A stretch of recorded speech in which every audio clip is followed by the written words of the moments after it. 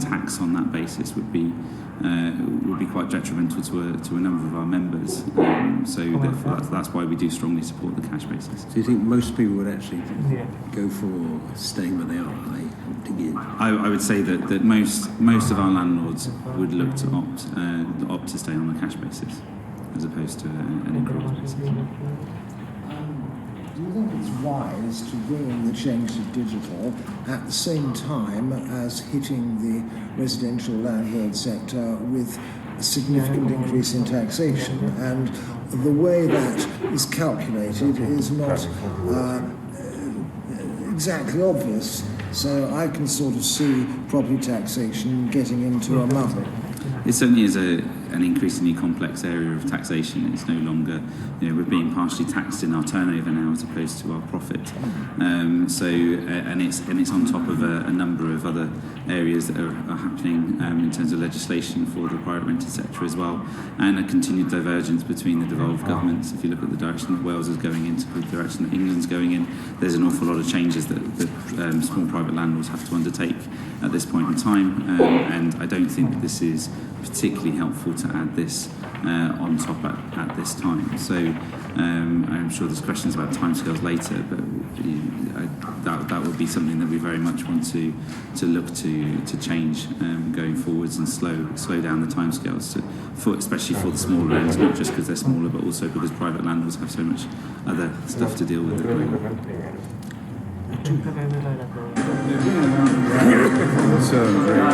Pace at which this is being done, and the readiness of the taxpayers themselves to deal with it. From your discussions with what is your assessment of being done, the changes, and the readiness of the taxpayers themselves to deal with it? From your discussions with what is your assessment of being done, the changes, and the readiness of the taxpayers themselves to deal with it? From your discussions. So therefore, it's not something that's necessarily on their radar. And because a lot of small landlords, 1 to 2 properties, are not necessarily going directly through an accountant. The accountants are probably the people that are highly aware of this coming situation, and they are the ones that are informing their clients of the forthcoming changes. Obviously, ourselves as a landlord body are doing all we can to make our members aware, along with everything else that's going on at this point in time. So from an awareness point of view alone, I would say that we need to look to alter our approach to this over time. I think that ultimately an approach to a digital taxation structure is a positive thing. So we're not saying that we don't want this happening at all. I think we should look at certain exemptions below certain levels, and we certainly should look at stretching out the timescale in which we're going to implement this. And I think that there's going to be some landlords out there that actually look at this and go, this is a positive thing. I'm more digitally connected. I already use software, or it's an approach that I like cloud-based stuff. And you'll probably find that some landlords will actually prefer to do this and adopt this very quickly. But there are, I'm not going to say exclusively, but obviously the average age of a landlord is around 55 years old. So very quickly, it's, as a result, not exclusively, but generally, older people are less digitally connected and therefore struggle with this sort of change in things. I mean, I had a fantastic opportunity this weekend to spend a couple of hours having a coffee with a 91-year-old landlord who is sharp as anything and meticulous with his records, but I can't really see getting him online anytime soon to file his tax returns, and he does a fantastic job. He really does. And what sort of information program do you think would be appropriate in this area? So 48. We did a survey of our members beforehand. 48% of our members were using spreadsheets, and only 13% of our members were using some sort of software, and the rest weren't using anything at all. So or books. I think shoebox is what I heard earlier. so it's taking that approach. So I would imagine that 13% are either those that enjoy using cloud-type software, or the larger landlords that it makes sense to invest the time in setting that up, because that does take a reasonable amount of setup. So being able to upload things through spreadsheets, I think, is key. I know they were talking about connecting it with the software, but if you can have a template which you fill into a spreadsheet and then like a CSV file or something like that, and are able to upload that, I think that will certainly help a lot of our landlords that we're talking about to be able to do this. I mean, I personally am all for fancy software and things like that, but I'm here representing our members, and I don't think the vast majority of our members are in a position to be able to adopt that sort of thing. You've answered a question I was going to ask, Sorry. so thank you for that. But some witnesses have argued that the added burden of MTD will lead to some small businesses migrating to the shadow economy. How likely do you think that will happen in the rental property and construction sector? And just linked to building on from the earlier discussion, where do your businesses get their external advice from? In the Federation of Small Businesses, according to them, 95% use an external accountant, tax advisor or bookkeeper. HMRC online services 18%, HMRC via the phone 18%, tax or payroll software provider 10%, from online sources 4%, from other sources 3%, someone else 3%, tax guidebooks 2%. So does that tally with what you experience in your sector? I don't actually have the information. It's a very good point. It's something that we can certainly survey our members and come back to you on in terms of exactly where they get their tax advice and information from. I know we did have some information on how many landlords have used an accountant directly. I don't have that with me, but I can feed that back to the committee if that's okay. But it was lower than I expected it, actually, so it's around the 60% mark, I think, used an accountant. We provide training around tax, which has certainly has increased interest, as well as there's been an uptake more in sort of the reference to the online advice pages and things like that. So in terms of your question around the shadow economy, my concern at the moment, and it was something that, in reference to what Lord Flight said earlier, was the fundamental tax changes that are going on in the private rented sector, which are exclusive to that sector at this point in time, which is the taxation on turnover rather than profit, and this is having a huge impact on some of our members. Around 60% of members have said that they're either looking no longer to grow their portfolios or looking to exit the market altogether.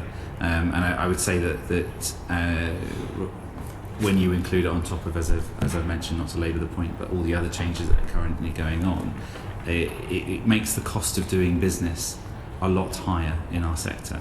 And so those that are not doing business in a correct way, so should we say some of the criminal landlords that we very much want to get out of the market, the more we do to make these changes and increase the cost for the good landlords, you get a big difference between profitability. If the design cannot be levelled, so it's not a carte blanche, because you need to be reasonable and proportionate under the regulations. So if it had given them any perceived unfair value, then absolutely they would not be allowed to bid. If it was pure level and all the information was in the public domain, then potentially they could. So I just want to ensure that we understand that. If we were aware of the supplier receiving some information they shouldn't have, then we would treat that very seriously and investigate. Thank you. I think that's the issue of competitiveness. You know, we asked a number of questions in advance of today's meeting, and you responded last week. And what your answer showed us is the number of contractors per country has fallen in many of the countries you work in, sometimes quite dramatically. So, for example, in Afghanistan, everyone else 2011-12, ensuring they get high quality education is vital to their success in later life. Will the Department of Education work with the Department of Health to carry out a joint piece of analysis of the cost-benefit of having counsellors in schools compared to the cost of mental health services for the children later on in life? Well, I don't think there's any disagreement that we believe, as the noble friend has just mentioned, that the earlier that children receive this kind of support, the better. And it's clear that the cost-benefit analysis is obvious, that all schools should provide counselling where it's needed. My Lords, I refer the House to my non-financial registered interest as a trustee of Yavne Academy Trust. Only 2 weeks ago, His Royal Highness the Prince of Wales visited the school, and much of the time on the visit was taken up with sessions on charitable endeavours and helping others. And we were pleased to be able to show how the college was taking seriously its in-school counselling. So I asked the Minister, what more can the government do to build on additional investment in children and young people's mental health and give schools support for specialist services? Well, we have committed an additional 1.4 billion for mental health services for children, young people and new mothers over the course of the Parliament. And we will be developing, or we are developing, a green paper on this area. And as already said, we have asked all CCGs to submit their plans.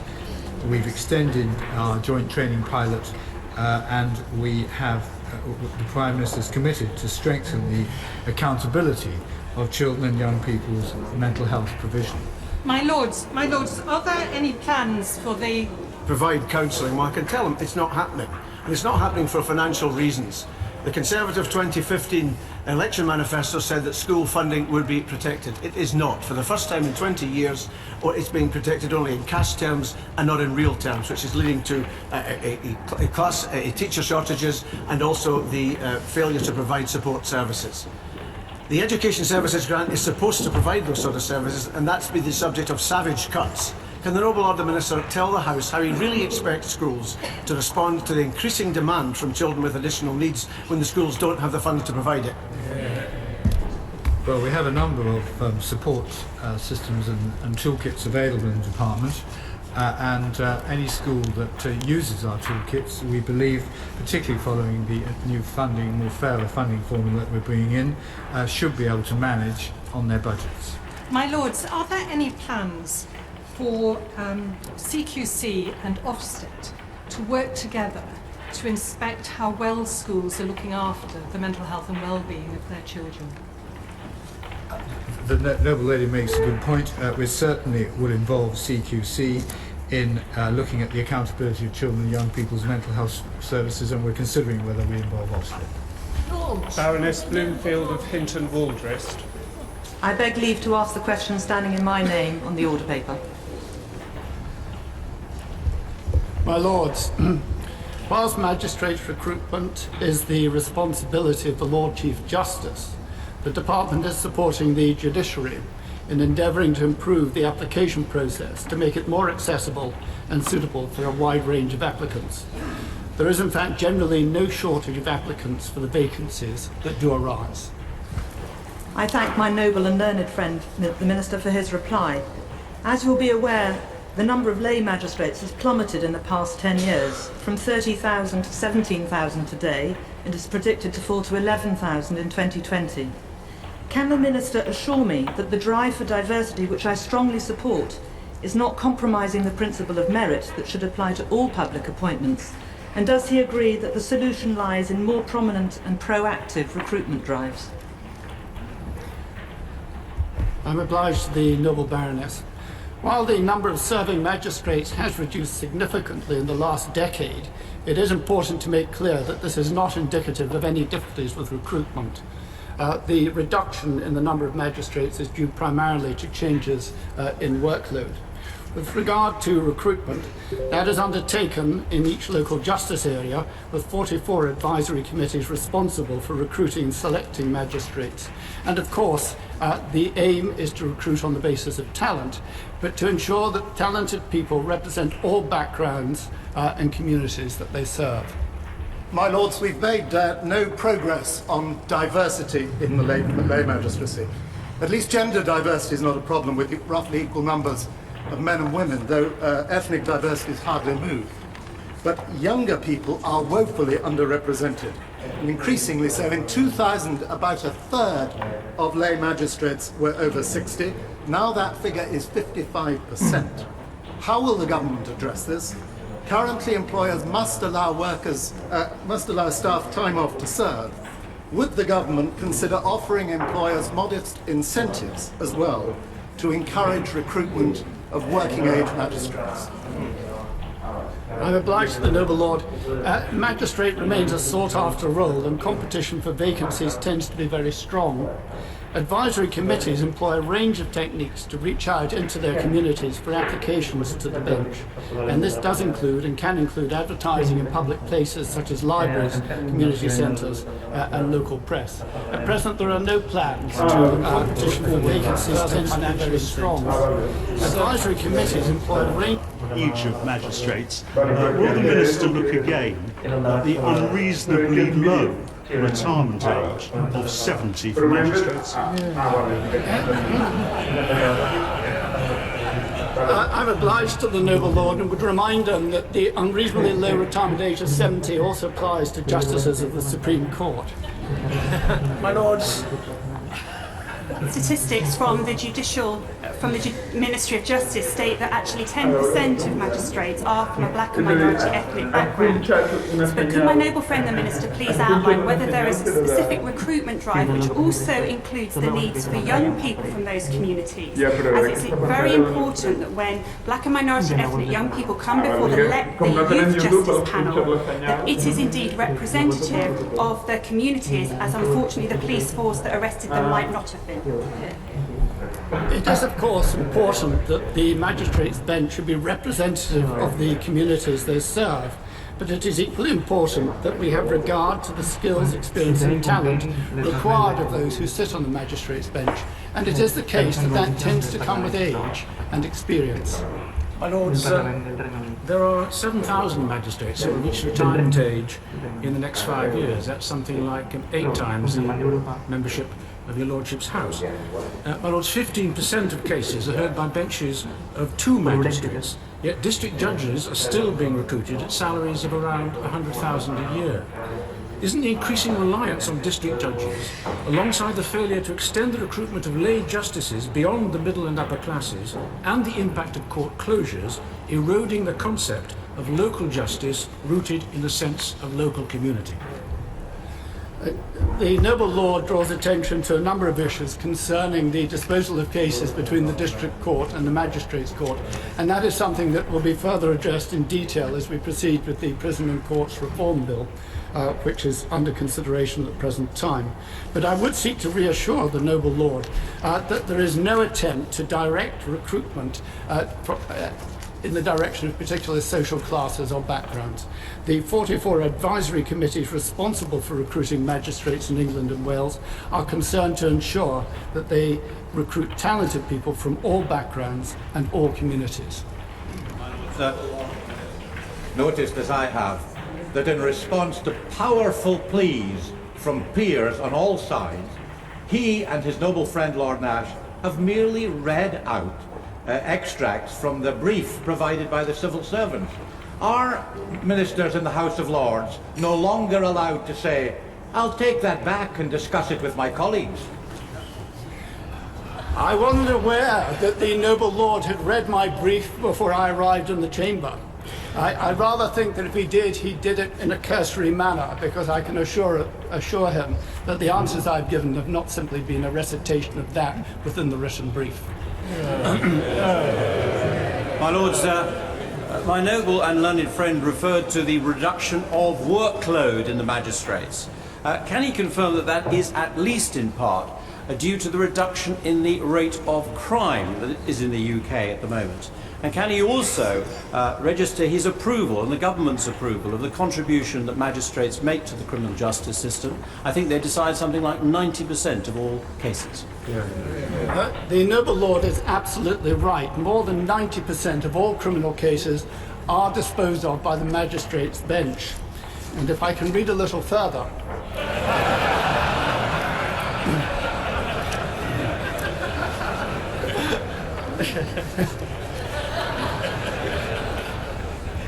it might be noted that they, of course, take on an increasing burden, but against the background of a decreasing rate of criminal activity. Captains of RN ships are trained to an extent as lay magistrates to conduct summary trial, and they must form a nice pool when they retire to go into this area. Does the Noble Lord the Minister not agree that if we had more ships and more people in the Navy, this would help? The Noble Lord raises an interesting cross-departmental issue. One of the downsides to his proposal would be our concern to ensure the age spectrum of those sitting on the magistrate's bench. Business of the House, the Lord Privy Seal. I beg to move the motion standing in my name on the order paper. This motion be agreed to, as many of that opinion will say content, the contrary not content, the contents have it. Digital Economy Bill, Lord Ashton of Hyde. I beg to move the motion standing in my name in the order paper. The question is that this motion be agreed to, as many of that opinion will say content, the contrary not content, the contents have it. Second reading of the European Union Notification of Withdrawal Bill, the Lord Privy Seal. I beg to move that this bill be read a second time. My Lords, it is an honour to open this two-day debate, for while this bill is short and straightforward, it is historic. The fact that 187 noble lords are contributing to its second reading is testament to the seriousness with which this House takes its constitutional duty to scrutinise legislation. The challenge of responding will fall to my noble friend Lord Bridges of Headley, and I can think of no one better equipped to tackle this daunting task. My Lords, in May 2015, a Conservative government was elected with a clear manifesto commitment to negotiate a new settlement for Britain in the EU, to ask the British people whether they wanted to stay in on this basis or leave, and to honour the result of the referendum, whatever the outcome. The government has delivered on these commitments. This House passed a bill to deliver a referendum without placing conditions on the result. On the 23rd of June 2016, the British people delivered their verdict. My Lords, this bill is not about revisiting that debate. This bill responds to the judgment of the Supreme Court that an Act of Parliament is required to authorise ministers to give notice of the decision of the UK to withdraw from the European Union. It asks Parliament to confer upon the Prime Minister the power to notify and commence formal negotiations for withdrawal from the EU. My Lords, many views have been expressed over what might be expected from your Lordship's House as we scrutinise this bill. Some have asserted that this House will ignore the referendum result and seek to use this bill to frustrate the process of leaving the EU. As someone who understands our collective sense of responsibility to our important constitutional role, I don't share those concerns. I am confident that noble lords will take a constructive approach in our deliberations. I'm under no illusions about the challenge and rigour that will be evident in our debates, and that is right and proper. Noble lords bring a wealth of expertise to our proceedings, and it is precisely when we bring this to bear that we show this House at its best. But I also know that noble lords respect the primacy of the elected House and the decision of the British people on the 23rd of June last year. This bill was the subject of detailed debate in the other place and was passed unamended with an overwhelming majority of 372. It comes to us with a strong mandate from both the people and the elected House, and we should not overlook that. Although this is an important bill, my Lords, it simply allows the government to start the process of withdrawing from the EU.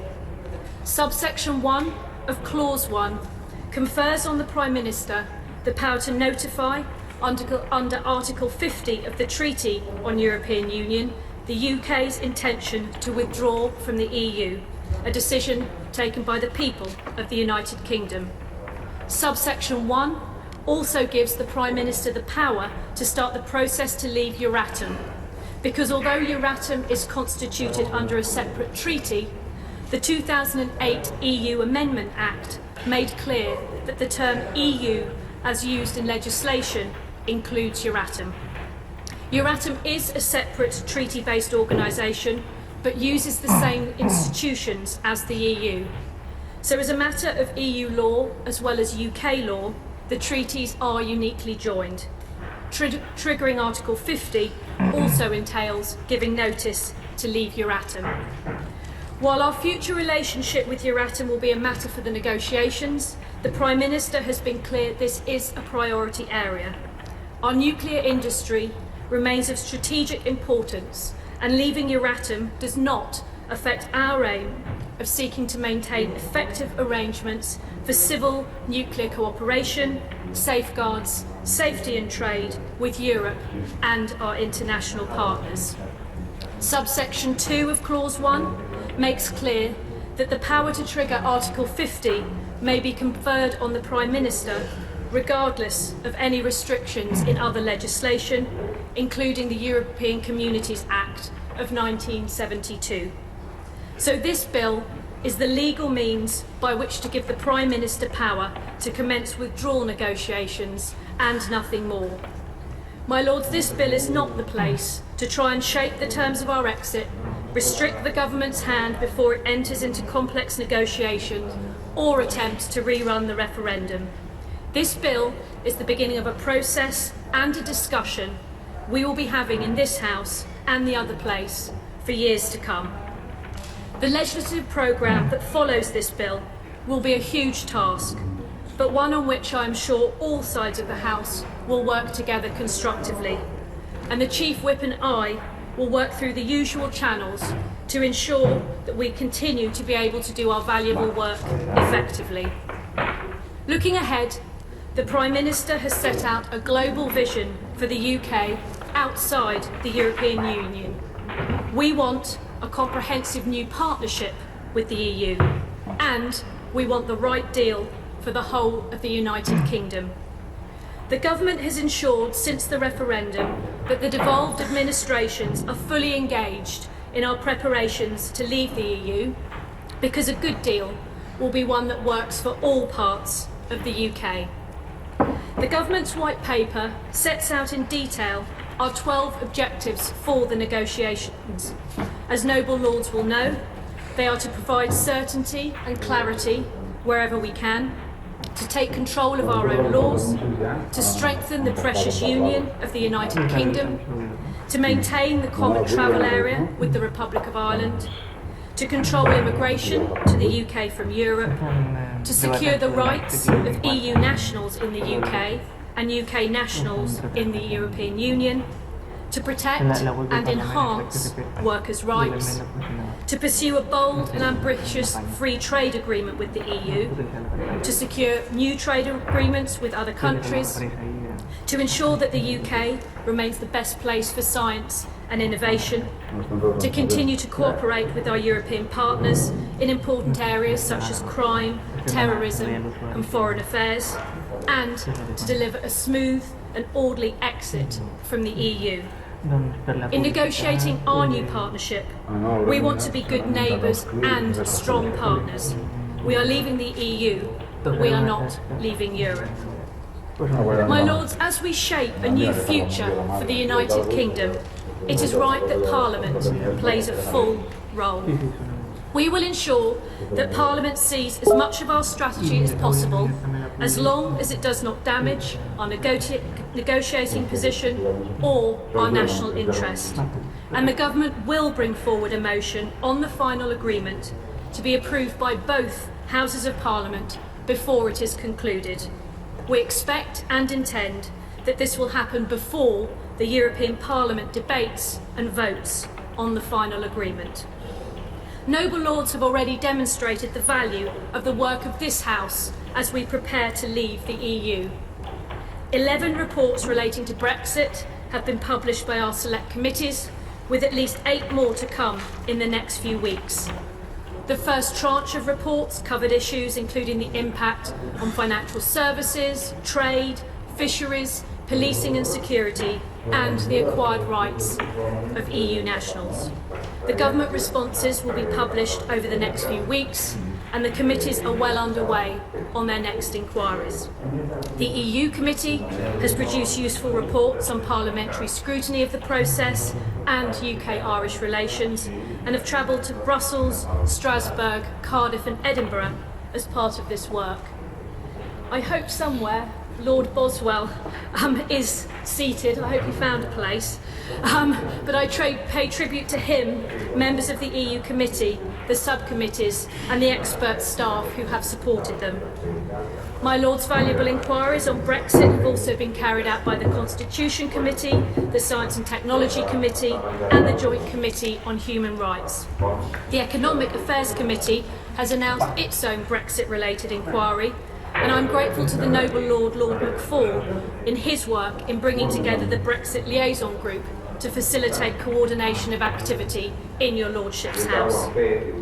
My Lord's Ministers will continue to provide regular updates to Parliament, and as we propose to convert the acquis, the body of EU law, into UK law when we leave, it will be for Parliament to scrutinise any changes to our domestic legislation we make once we have left. My Lords, as this House regularly reminds me, the process of leaving the European Union is a complex one, but it is also an opportunity for your Lordship's House to demonstrate the valuable role that we can play. I know that the Great Repeal Bill will be of particular interest, but it will be only one of a number of bills brought before Parliament during the process of exiting the EU. From immigration to customs, this House and the other place will have a huge number of opportunities to help shape the future direction of our country, and I believe do so for the better. My Lords, the Government is determined to trigger Article 50 by the 31st of March in order to deliver on the decision of the British people. The bill before us is a procedural part of that withdrawal process. I welcome the constructive tone we have heard from the opposition that they will not seek to frustrate this process, while of course undertaking the scrutiny role we are here to perform. Leaving the European Union offers our nation many opportunities, and I'm committed to working with all noble lords to ensure that we achieve the right deal for Britain. This bill confers upon the Prime Minister the power to begin the process of leaving the EU, and I commend it to the House.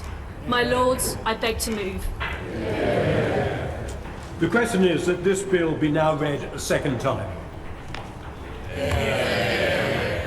My Lords, I thank the noble lady for her opening comments. It struck me as she was hunting for the noble Lord Boswell in the sea of faces today, how pleasing it is to see such a full house on the first Monday back after recess, and how the welcome we extend to not just all noble lords who are here, but of course indeed to those distinguished guests visiting from the other place here today. And my Lords, I think all of us will be spending a lot of time together over the coming days and weeks. And can I thank the noble Lady Hayter for volunteering to wind up for our benches tomorrow evening. My Lords, last June 23rd, this country held an historic referendum with a straightforward, direct question. Should the UK remain a member of the European Union or leave the European Union? It required a straightforward, direct answer. Single cross in either the Remain box or the Leave box. The result of that referendum, although hardly overwhelming, was clear in favour of leaving the EU. But although that question was simple and straightforward, the simplicity ended there. For those charged with implementing the decision, it has been anything but. It has led to the resignation of a Prime Minister who had promised, whatever the result, he would stay and see it through. It has led to the government going to court to avoid seeking parliamentary approval on an issue that was supposed to be about sovereignty. And it exposed the lack of preparation for a Leave vote. And my lords, it's that lack of government planning that's created a vacuum in which uncertainty has thrived. Brexit means Brexit was perhaps the most unwise of all statements following the referendum. It just served to highlight that void. But, my lords, until the 2 years of negotiation have ended, and until the, well, pompously and hopefully inaccurately named Great Repeal Bill and consequent legislation has been completed, none of us know what Brexit will look like. And that has created and fuelled uncertainty for business, for universities, for science, for environmentalists, and worryingly for both EU citizens living and working in the UK and UK citizens living and working in other EU countries. And it had become obvious that no thought had been given to our citizens in Gibraltar or the implications for Northern Ireland and the Good Friday Agreement. My lords, a recent report identified 1957 as the happiest year of the last century. A good year, so my mum and dad met and I followed soon after. But my lords, why was it the happiest year? Not just because of that. It was a time of low wages, poor housing, and we hadn't yet had the benefit of the social reforming legislation of the 1960s and 1970s. But my lords, it was a time of optimism. Few of our young people today, the millennials as they're often termed, will talk about such optimism for the future, faced as they are with job and housing insecurity and a world that seems to be becoming increasingly more dangerous. Now obviously, not all of that anxiety was a knock-on effect of the referendum, and the membership of the EU would not solve all our problems, any more than it has caused them. But my lords, in 1957, with the horrors of the war years fading, it was also a time of hope and a brighter future ahead. And let's not forget that in that same year, 60 years ago, part of that optimism led to the Treaty of Rome. So whilst accepting that today's EU is wider in shape and influence than the earlier models, we should acknowledge the vision of those men and women who wanted to see countries across the European continent knowing and understanding one another and at peace with one another. With so much of the debate around Brexit being about business and the economy, we should take care never to lose sight of that vision, and we should never take peace for granted. But my lords, we still have battles to fight, even though wars are not fought today between European countries. We have battles to fight in tackling serious and organised crime, terrorism, money laundering from drugs, child abuse and people trafficking. So we must continue working together on these issues across borders and on security, where we have taken a leading role in the European Union.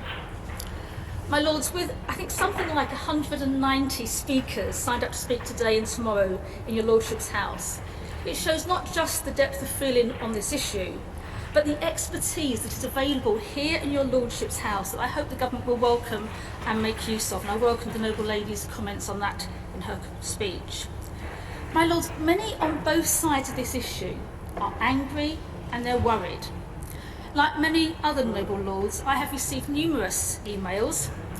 Some want us to block Brexit, and others consider that any debate and discussion, any amendments we may pass, is a constitutional outrage.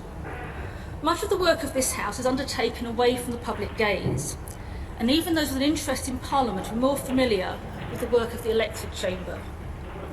With some of the ill-informed reports and comments, and when certain newspapers call judges enemies of the people, we should not be surprised that our role is often misunderstood and that some exaggerated and inaccurate outrage has been hurled at your lordships. But, my lords, we should be both surprised and angry with those that should know better. My lords, MPs, even peers from your lordship's house, and an anonymous government source have threatened this House with 600 or 1,000 extra Conservative peers to get this legislation through, or with abolition. I did have to point out to one Conservative MP that it would take around 2 years to get 1,000 new peers, which might be a little too late for this bill. But, my lords, we will not be threatened into not fulfilling our normal constitutional role, and neither will we be goaded into acting irresponsibly. We have to have a serious and a responsible debate. And in doing so, if we ask the House of Commons to look again at an issue, it is not a constitutional outrage, but a constitutional responsibility. And it is the House of Commons that will, as always, and quite rightly, have the final say. So let's be very clear. As I have said so many times before in your Lordship's House and publicly, we will not block, wreck or sabotage the legislation before us. Whatever our personal views, disappointments and genuine concerns for the future, that is not the role of this House. But I've also said, neither should we provide the government with a blank cheque. It would be irresponsible to merrily wave the government off to negotiate our future without parliamentary engagement or accountability and merely ask them to return 2 years later with a deal. If sovereignty is to mean anything, it has to mean parliamentary responsibility. My Lords, this legislation is the first stage of a process by which the Prime Minister can invoke Article 50 to start negotiations to leave the European Union and will lead to the so-called Great Repeal Bill, by which we'll start to bring provisions derived from EU law into the UK law. We will treat this bill appropriately and as seriously as we do all primary legislation. As evidence from the amendments already tabled, we will seek improvements, will encourage ministers to make reasonable changes, and possibly, just possibly, we may ask our colleagues in the other place to reconsider on specific issues. My Lords, that is not delaying the process, it is part of the process. And it has no impact on the government's self-imposed deadline. And we will work, as we always do, with others across your Lordship's House, including noble lords on the government benches. As we've already seen from the excellent Lord Select Committee reports, many of the issues to be addressed are complicated. They're complex and they require wisdom, experience, thoughtful strategy and serious negotiation. Whether it's the issue of the Irish border or our trade policy, our fishing industry or fighting crime remain at the forefront of dealing with security issues, this isn't going to be easy. My Lords, this bill is very specific. It's about process rather than outcomes. But process is important. Both those that advocated this path and those charged with implementing the outcome bear a heavy responsibility. Our negotiating teams will need the best possible support. They will need to scrutinise. They will need to challenge. And the motivation to get the best possible deal will be driven by understanding the complexities involved, not a glib confidence that it's all going to be fine. The process of Brexit cannot be run solely by those that have no doubt. It has to engage those that fear the worst and will work for the best. After the division of the referendum, the Prime Minister has to make this a Brexit, not just for the 52%, but a Brexit that is also understood by the 48%. And indeed, we should also consider those who at 16 and 17 were denied the opportunity to vote on their future. Government ministers frequently state how scrutiny, challenge and the revision function of this House improves legislation. That is our sole purpose. Our amendments are guided by key principles and have been drafted after reflecting on the debates in the other place and the comments made by ministers. And they include parliamentary engagement to ensure the UK Parliament is not less engaged or less well informed than the European Parliament or other national parliaments, a meaningful vote on the negotiations, immediately protecting EU citizens living in the UK, and also our commitment to the Good Friday or Belfast Agreement, which has helped secure peace and a soft border with our nearest European neighbour, the Irish Republic. When this bill was agreed by the House of Commons, it was after government commitments on some of these issues, as helpfully indicated by the noble lady, the Lord Privy Seal. But wouldn't it, my Lords, be helpful if they were written into the bill itself? My Lords, parallel to the negotiating process as we debate will be the Great Repeal Bill and subsequent legislation.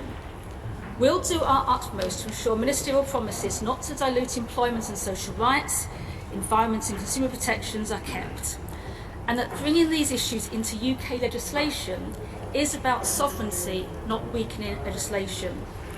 And also, as I've already heard, the ongoing work of our EU select committees will be of significant value to the government throughout and beyond the Brexit process. I was pleased the Noble Lady Lord Privy Seal recognised that today, as has the Noble Lord Bridges. Given the Prime Minister, my Lords, is playing catch-up on Brexit, with her government distracting itself and Parliament with a challenge to the court to rule in, and dithering over the White Paper, we now need a more mature approach.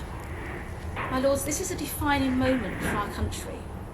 There must be some acknowledgement from the government that this process is not just about the legislation before us or where it leads, but it's also about the need to craft a new vision for our role in the world that's realisable, that's sustainable, that brings our country together, and also gives hope and optimism to our young people and generations to come. My Lords, our scrutiny of this process over the coming months and years will hold to that vision.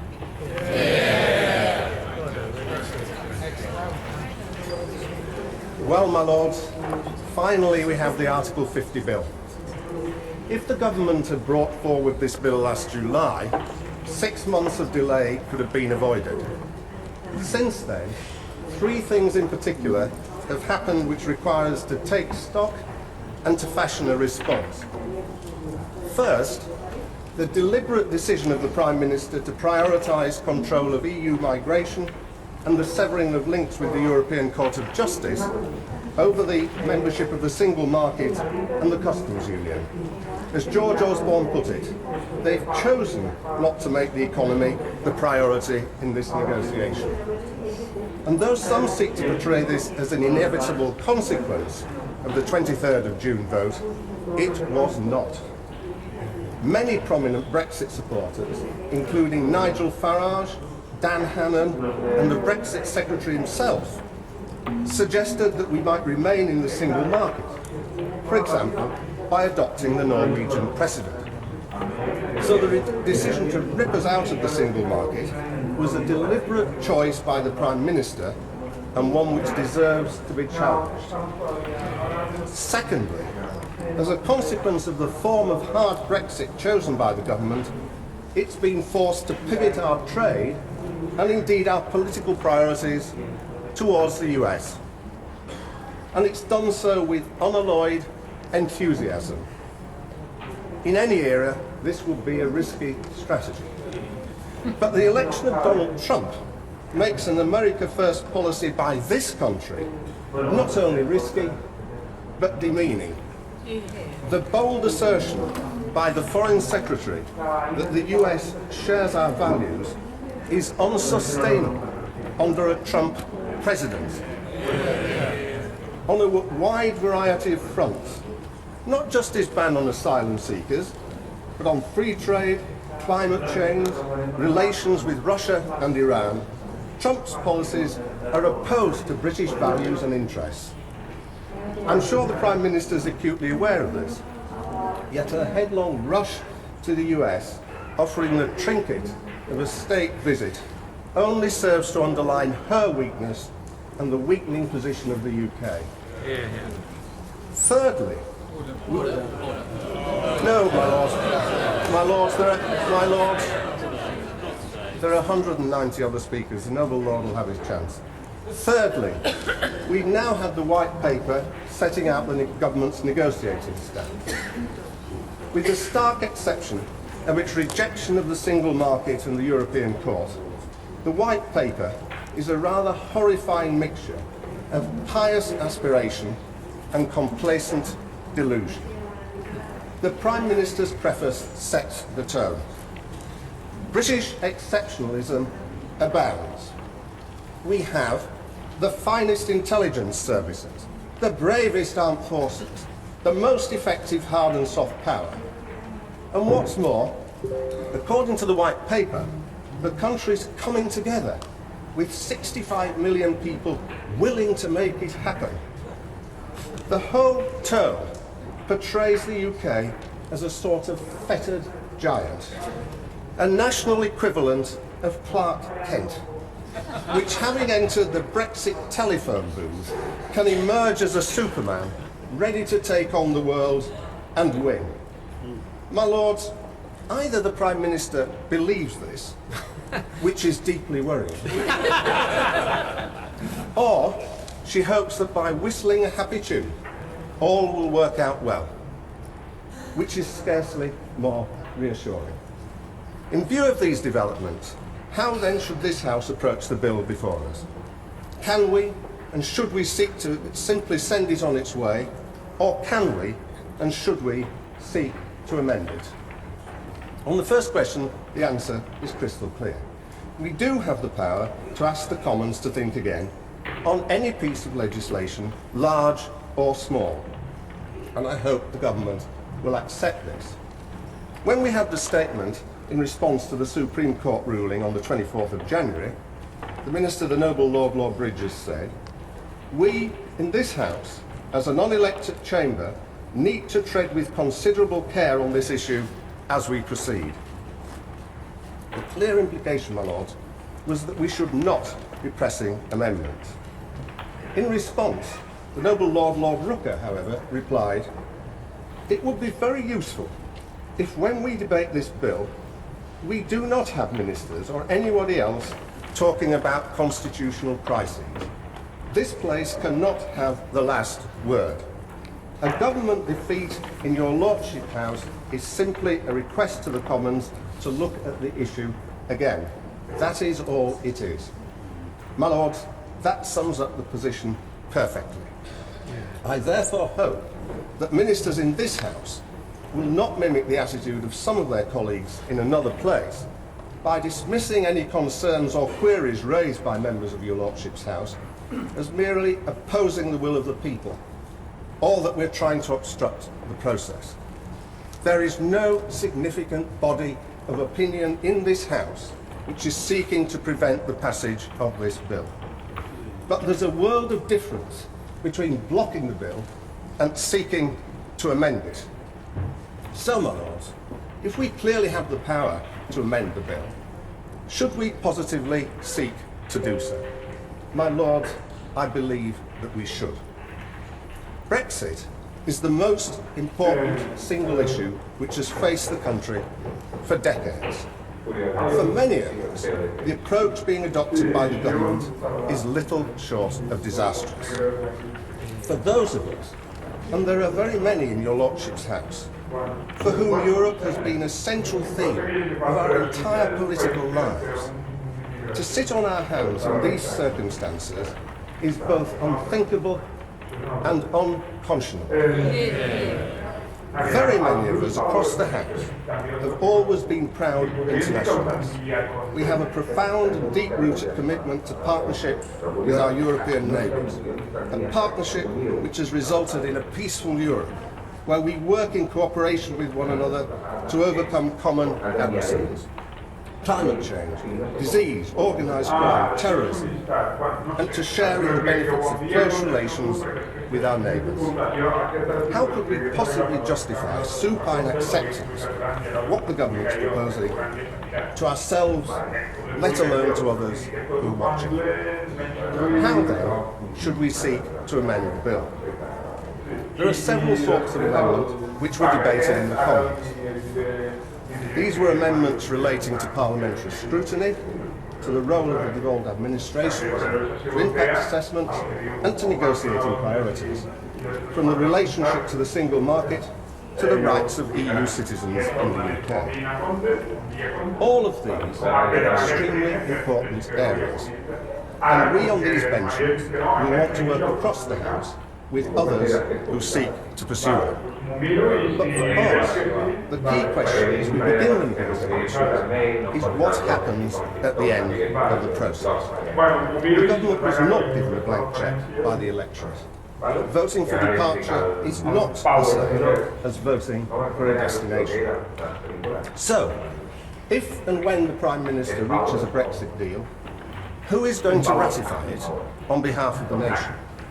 Only three bodies could do so: the government, Parliament, or the people as a whole.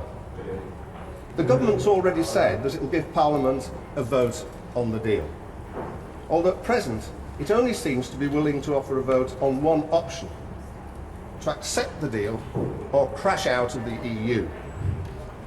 we will, of course, seek in your Lordship's House to give Parliament a more meaningful role at the end of the process. But even if we succeed, Parliament, having decided to ask the people to express a view on whether they wish to leave the EU, should not have the final say. If only parliamentarians had had a vote in the referendum, our future EU membership would be secure. Both MPs and peers overwhelmingly thought our better interests were served by staying in the EU, including, of course, many members of the current administration, not least those in your Lordship's House. My Lords, at the end of the process initiated by the people, only the people should have the final say. I realise that many in your Lordship's House are strongly opposed to referendum and shrink from the prospect of having any more. But we now have a country more deeply divided on Brexit than ever. The anger of those who wanted to leave is now matched by the growing anger of those who wish to remain, particularly our young people. If, at the end of this process, we're to come together as a country, we need to dissipate this anger. And we believe that giving the people the final say will help to do so. My Lords, I must also challenge those many members of your Lordship's House who've approached me and my colleagues in recent weeks to say that they believe Brexit is a catastrophe for the country and fervently wish to avert it. How, other than a referendum, do you think this could be seen to be done legitimately? Having remitted power over our membership of the EU to the people, who but the people could ultimately exercise the power to think again? Of course, the idea of such a referendum should not be alien to the government. David Davis has over a number of years argued for what he calls a decision referendum at the end of the negotiating process. He hasn't said much about this in recent months, but he did let his guard slip in concluding his second reading speech on the Article 50 bill in the Commons. He concluded by quoting Gladstone. "Trust the people," he said. Trust the people. My Lords, we agree. Lords, my record in referenda has been mixed. Where I live, north of the border, I have taken part in 3 in recent years. I voted no in the referendum for devolution for Scotland in 1997.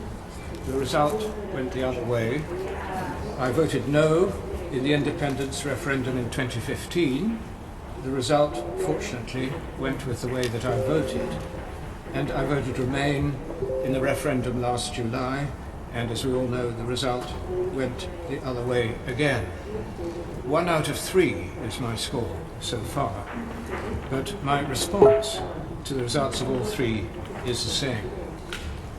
I recall very clearly being challenged in this very place by a former law lord, Lord Wilberforce, when I spoke in a debate on the Scotland Bill, which followed the result of the referendum in 1997. With a genuine look of puzzlement on his face, he said, "Why do you support devolution?" "Because I believe in democracy." Was my reply. And these 5 words sum up the position that I find myself in now. Not only is the result of the referendum itself, but there is also the fact, as the Baroness the Lord Privy Seal has reminded us, that there was a resounding majority in support of the bill in the other place. So however much I and the many, many others who have been writing to us during the past few days might have wished that it were otherwise, I am convinced that there is no turning back. As it is, I confess to a keen desire to get on with the Article 50 process as soon as possible.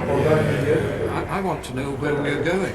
It has been made clear to us many times, particularly by the Noble Minister, that the government will not reveal its hand until notification is given and the process of negotiation is started. Well, I'm speaking only for myself, as I must do from this position on these benches, where all others speak for themselves. When I say, I find this acutely frustrating.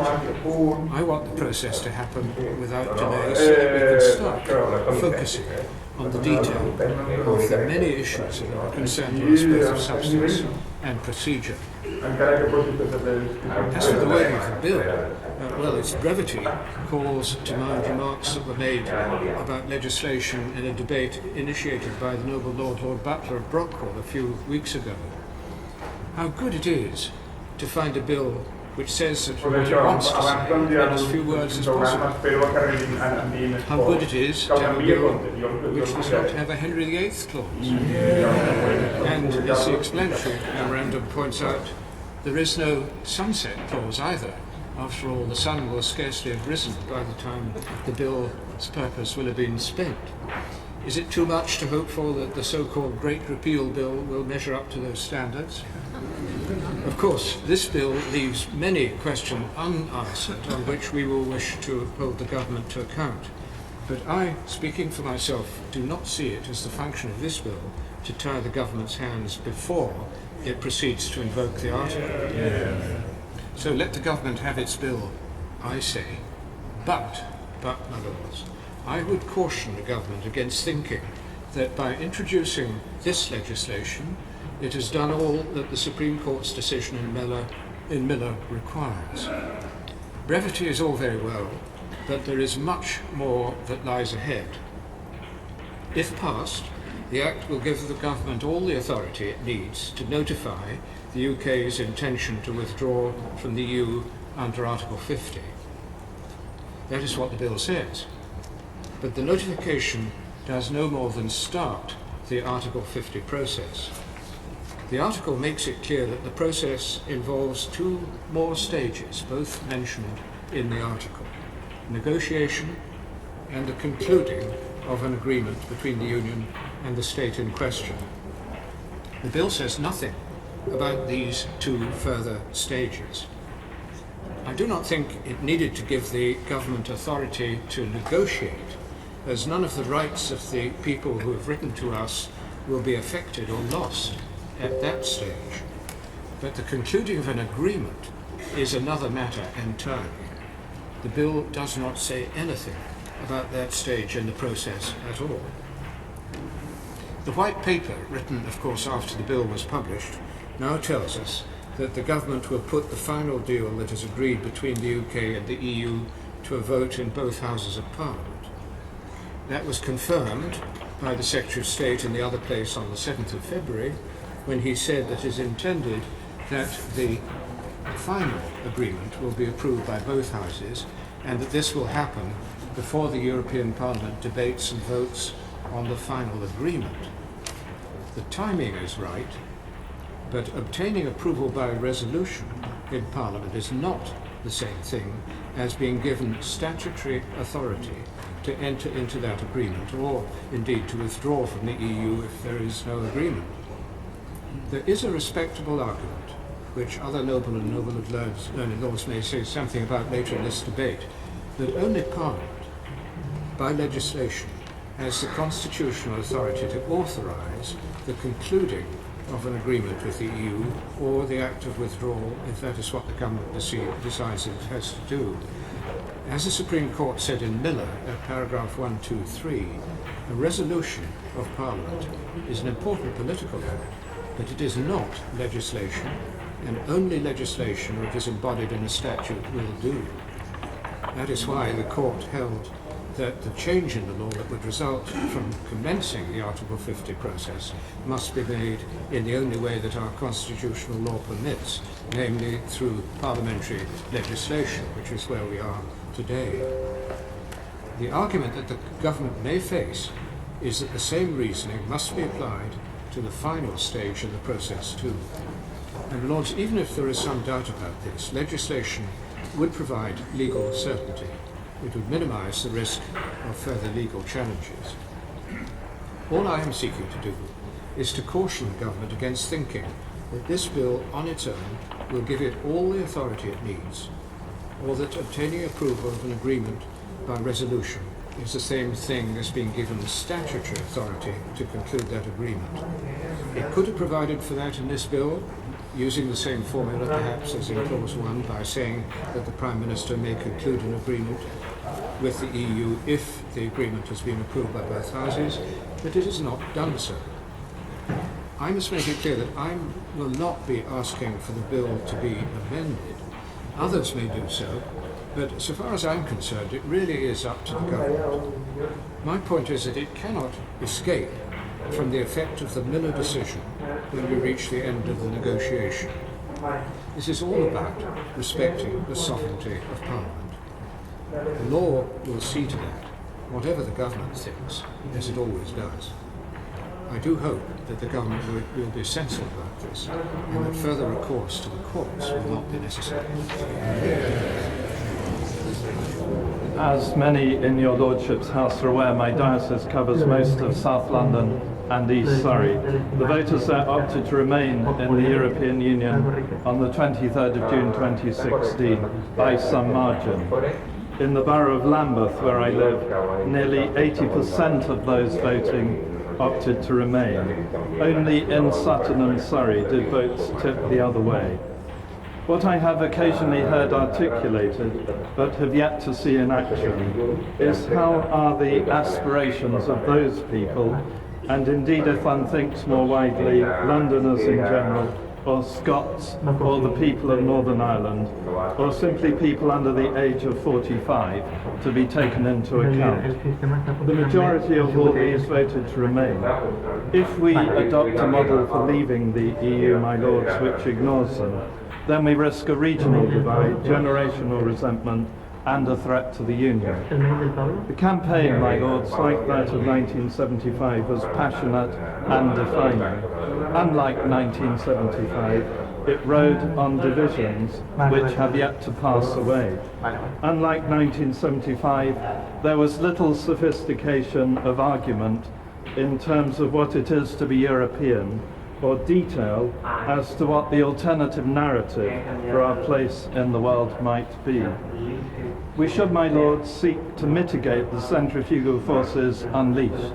The Prime Minister, in her speech of the 17th of January this year, spoke of our European identity. It is time, both in these negotiations and without, to take practical steps to recognise this simple fact of geography and the cultural ties we share. Arguably, we share more, my lords, in common with the countries of Western Europe than we do, for example, with the United States of America. For Her Majesty's government to respond more positively than it has done to amendments around the residence rights of EU citizens already living here would be one such practical action, but there must be others. The land border in Ireland is also of special concern. In addition, there is something providential in the untapped potential of our associations with the Commonwealth, a truly global entity. Such acts of affirmation that we are citizens of Europe would do something to assure the 48% that they are not ignored. The issue around EU residence is not simply one of a quid pro quo for the 1.2 million to 2 million British citizens in other EU countries. It is about dealing with the uncertainty that stigmatises millions of our neighbours and erodes the common good. It is good to read, my lords, in the government's white paper that even in the EU, that Parliament remains sovereign. It is in that light that I hope the government will accept that persistent attempts to amend this bill lie partly from their own resistance to parliamentary scrutiny over the process of leaving the EU. We do not legislate by plebiscite, nor do we govern solely by decree. We have perforce in recent months, under pressure, under judicial direction, rightly evolved a practical understanding of proper scrutiny in the second chamber, based on the constitutional bedrock of the Queen in Parliament, rather than as hitherto the bare exercise of the royal prerogative. As I speak, the prelates and barons who scrutinise Magna Carta are looking down upon our deliberations. So there are, my lords, long-established precedents for the solemn task entrusted to us by this bill.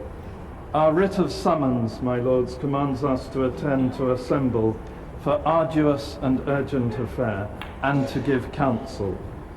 A fresh approach by the executive towards the legislature in partnership may indeed make this time in the life of our nation a much more fruitful one, not least since those with whom they must negotiate are not likely to prioritise solely economic considerations. Otherwise, we may find the government's confidence in the ease by which a deal may be struck to be misplaced, and Parliament merely a frustrated bystander. Despite these and many other concerns by my colleagues on this bench about the terms of our exit and our future relationship with the EU, I recognise that the bill before your Lordship's House is primarily about process rather than substance. The electorate voted last year to leave the EU. Despite the vagaries of the Referendum Act, it was clear that voters understood they were, in effect, making a decision, not merely expressing an opinion. They did so in sharply differing numbers, driven by age, income, qualifications, and location. Regrettably, many parts of the country that have benefited most from EU funding voted decisively, if quixotically, to leave. The bill in the form before your Lordships has passed the elected House with a large majority. The subject of what Britain's future relationship with the EU should be, my Lords, remains an open question and should rightly be subject to intense debate and scrutiny. The government will ease passage of this bill if they give way as regards scrutiny.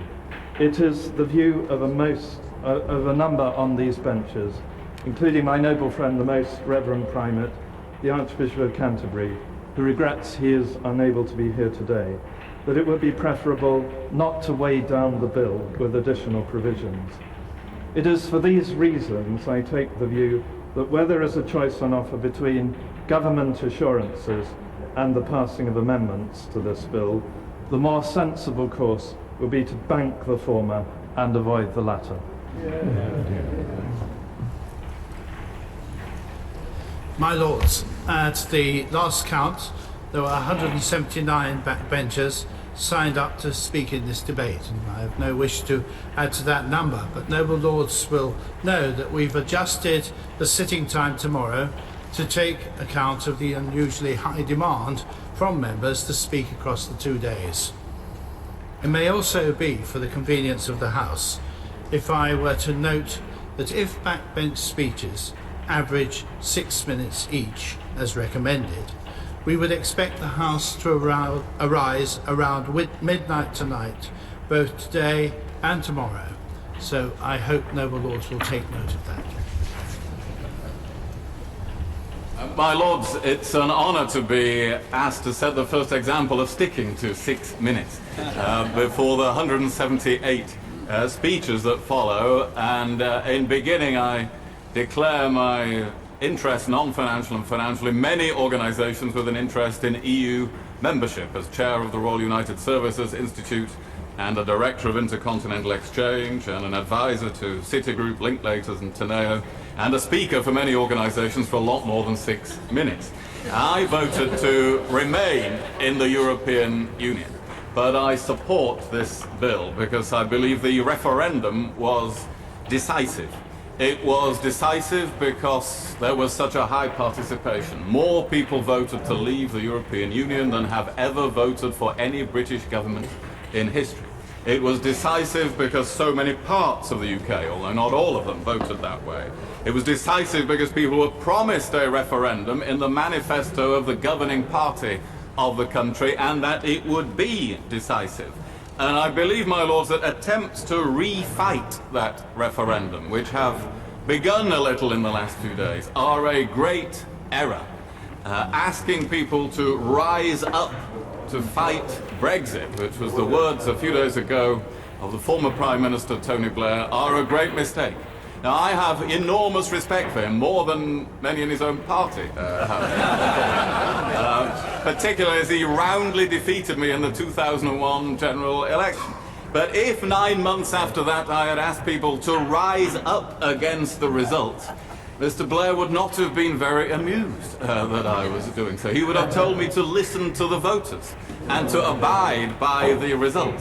And the same advice can be given to him in these circumstances. If there was a real chance of success, of rising up successfully against leaving the European Union, it would open up the most protracted, bitter, and potentially endless conflict in British society and politics that we have seen since the decades of debate on Irish Home Rule, and possibly even longer than that. It is not in the interests of our democracy and the governance of our country to do so. And if there is no or little prospect of that succeeding, all that is served by asking people to rise up against it is to strengthen the hand of some in the EU who believe that if they make it difficult enough in the negotiations, we will somehow lose heart, which does not help a successful negotiated outcome. And in any case, a country cannot go round in circles. Opinion will vary over the next few years. There will be opinion polls that say people do not agree with leaving the EU anymore, and then 6 months later that they do agree. But we cannot be leaving the EU in 2017 and remaining in it in 2018 and leaving it again in 2019 and by 2020 be too confused to know what we are doing. A country cannot go around in circles. A decision was made in the referendum.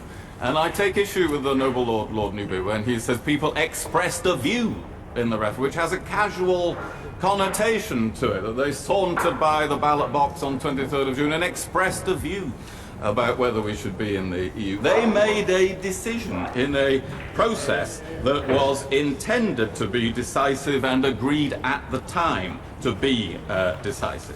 So as someone whose preference was to remain in the European Union, my second preference, given that that is not available, is to leave it with some degree of unity and good order and confidence and determination for the country to seek advantages from leaving the EU, since we will inevitably have the disadvantages of doing so. So the case for invoking Article 50 is overwhelming, and the case to do so now is inescapable. There is a need to end the uncertainty. I go a long way with the noble Lord Hope of Craighead on this. There are immensely complex negotiations to undertake, and there is no reason to delay the start of those negotiations, as some have argued, because there are elections in Germany, France, the Netherlands. It is in the nature of the process set up by Article 50, with a 2-year timetable, that the real bargains and compromises and trade-offs and deals will be made near the end of that process, allowing time for the consideration of this Parliament and the European Parliament. And so elections in the next 6 months across Europe are no reason to delay that. That is not when those decisions will be made. So I conclude that this is necessary to do, and it is necessary to do it now. A real democratic accountability comes from the government being able to go to a general election in 2020 and be judged as to how it conducted this process, as well as in Parliament beforehand. And if those two things are true, what form should the bill take? Well, it should take as simple a form as possible. And I go a long way with the noble Lord Hope. I have negotiated many, many times in the European Union on behalf of this country, and anybody who is involved in this negotiation will want this legislation to be as simple and straightforward as possible, without additions to it that undercut and undermine the position of ministers. And this bill is pleasingly simple, unusually simple in its construction and its content. That is something that should be welcomed, my lords. And I fear that amendments of process to the bill will turn out not to be so well thought out in 2 years' time, and that amendments of opened up. And I fear that we are living in a very dangerous period of this country's history. A time of rising intolerance and intimidation, especially for minorities and minorities' opinions. Yes, my lords, even minorities of 48%. But now is not the time to add fuel to the bonfire of vanities and emboldened egos. But now is the time to pause and reflect. It is indeed, my lords, a time for calm. Now is the time to ask that everyone respects fundamental principles of democracy, not the least the respect for different views and different opinions, no matter how hard that may be for some. If we are truly to resolve the EU issue before us, it must be done by reaching a consensus, by also taking account the views of others and truly trying to unite this divided country. Therefore, my lords, I ask that the media respect, or at the very least, to personally cease attacking those who have different opinions to them, or the opinions that they purport to represent on behalf of their readers, listeners, and viewers, and to recognise that we too hold opinions in good faith. May I, my lords, ask that they also respect the independence of the judiciary in all its branches, whether the High Court, the Supreme Court, or the benches of the magistrates, and that they acknowledge unequivocally that the rule of law and an independent judiciary defines a democracy and protects those who seek its justice, especially in a country without a written constitution. Like other noble lords, I have been inundated with emails asking me to oppose Brexit, to protect the single market and freedom of movement, to protect the fundamental rights that arise from the treaties, not the least, my lords, non-discrimination on the grounds of race, ethnicity, religion, belief, age, disability, gender, sexual orientation, gender identity, disability, environmental rights and protections. They ask too, my lords, that I protect the rights of EU nationals living and working and studying in this country, and quite rightly UK nationals living and working and studying in other parts of the EU. My lords, their voices should be heard in the national debate and not drowned out merely because they are part of a minority of over 16 million people who voted. Indeed, my lords, any civilized society and democracy worthy of its name is judged by how it treats its minorities and the dissenting opinions within. It is our duty to give a voice to the voiceless, to enable those who would otherwise be intimidated and silenced to be heard. Yet I am told that the minority must know its place and must accept what the majority have decided well. I want to make a couple of points. If that were the case, my lords, I would argue that once we have an elected government to govern, we should just let it govern and there should be no opposition parties or debates for the period of its office. Now, I know that is attractive to some, but that is not the route of democracy. Secondly, my lords, I have probably my entire adult life fought with those who have purported to represent the majority and with political parties who have argued against equality and voted against equality. And every step of the way, especially when I lost, I redoubled my efforts in that fight for the right to be heard and the right to equality. I didn't give up then despite the defeats, and I am not going to give up now, my lords. I want equality for the 16 million plus people to be heard, those who voted against leaving the European Union and those who could not vote, because the outcome of this referendum affects us all. I want them to be heard because too, my lord, my voice is amongst them. And at the moment you lose an election or a referendum or a fight for your principles, you do not ditch your principles because they're unfashionable or unpopular. To do so is to pay lip service to principles, values and beliefs. Worlds are changed, my lords, for the better by people who have the courage to be unpopular and to do what is right and good and just and decent for the long term. Not to give in to intimidation, to threats or bullying.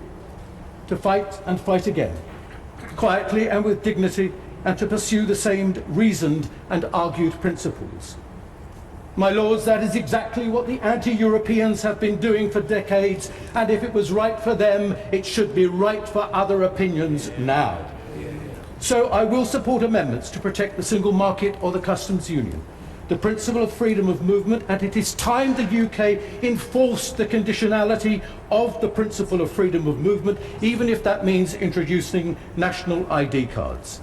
I will support amendments to protect the rights of EU and UK nationals to work and live and study in the EU, and I support amendments so that Parliament or the electorate have the final say on the negotiated agreement between the 27 and the UK. I believe, my Lords, it is incumbent upon your Lordship's House, regardless of the threats of abolition or blackmail from wherever they may come, that we ask the other place to think again. And, my Lords, if those amendments that I have mentioned are not carried, then I will not vote in favour of triggering Article 50, because I do not believe that hard Brexit is in the long-term interests of this country. Lord's speech by the noble Lord Cashman makes it quite clear that the country is divided, in some ways more divided now than it was before the referendum, and that this process, as it continues, could lead to the country and its regions becoming increasingly divided. That gives us a great responsibility in how we contribute to the debate. This House has an entirely legitimate role to play in scrutinising the government's approach to Brexit, both as the process proceeds and when it comes to the final package. Our role is, as a revising chamber, not to throw out bills at second reading, but to examine the rationale for the proposals they contain. It's our role as a second chamber to weigh the government's proposals up against our understanding of the national interest and to challenge the government when we consider that its arguments do not make sense. The Vote Leave campaign made much play before the referendum about the principle of restoring parliamentary sovereignty. Since June, they've argued in contradiction to that principle that neither Chamber of Parliament can claim a significant role in scrutinising the government's changing interpretation of what leaving the European Union means. The will of the people, the Daily Mail insists, requires that we now accept whatever the government puts forward.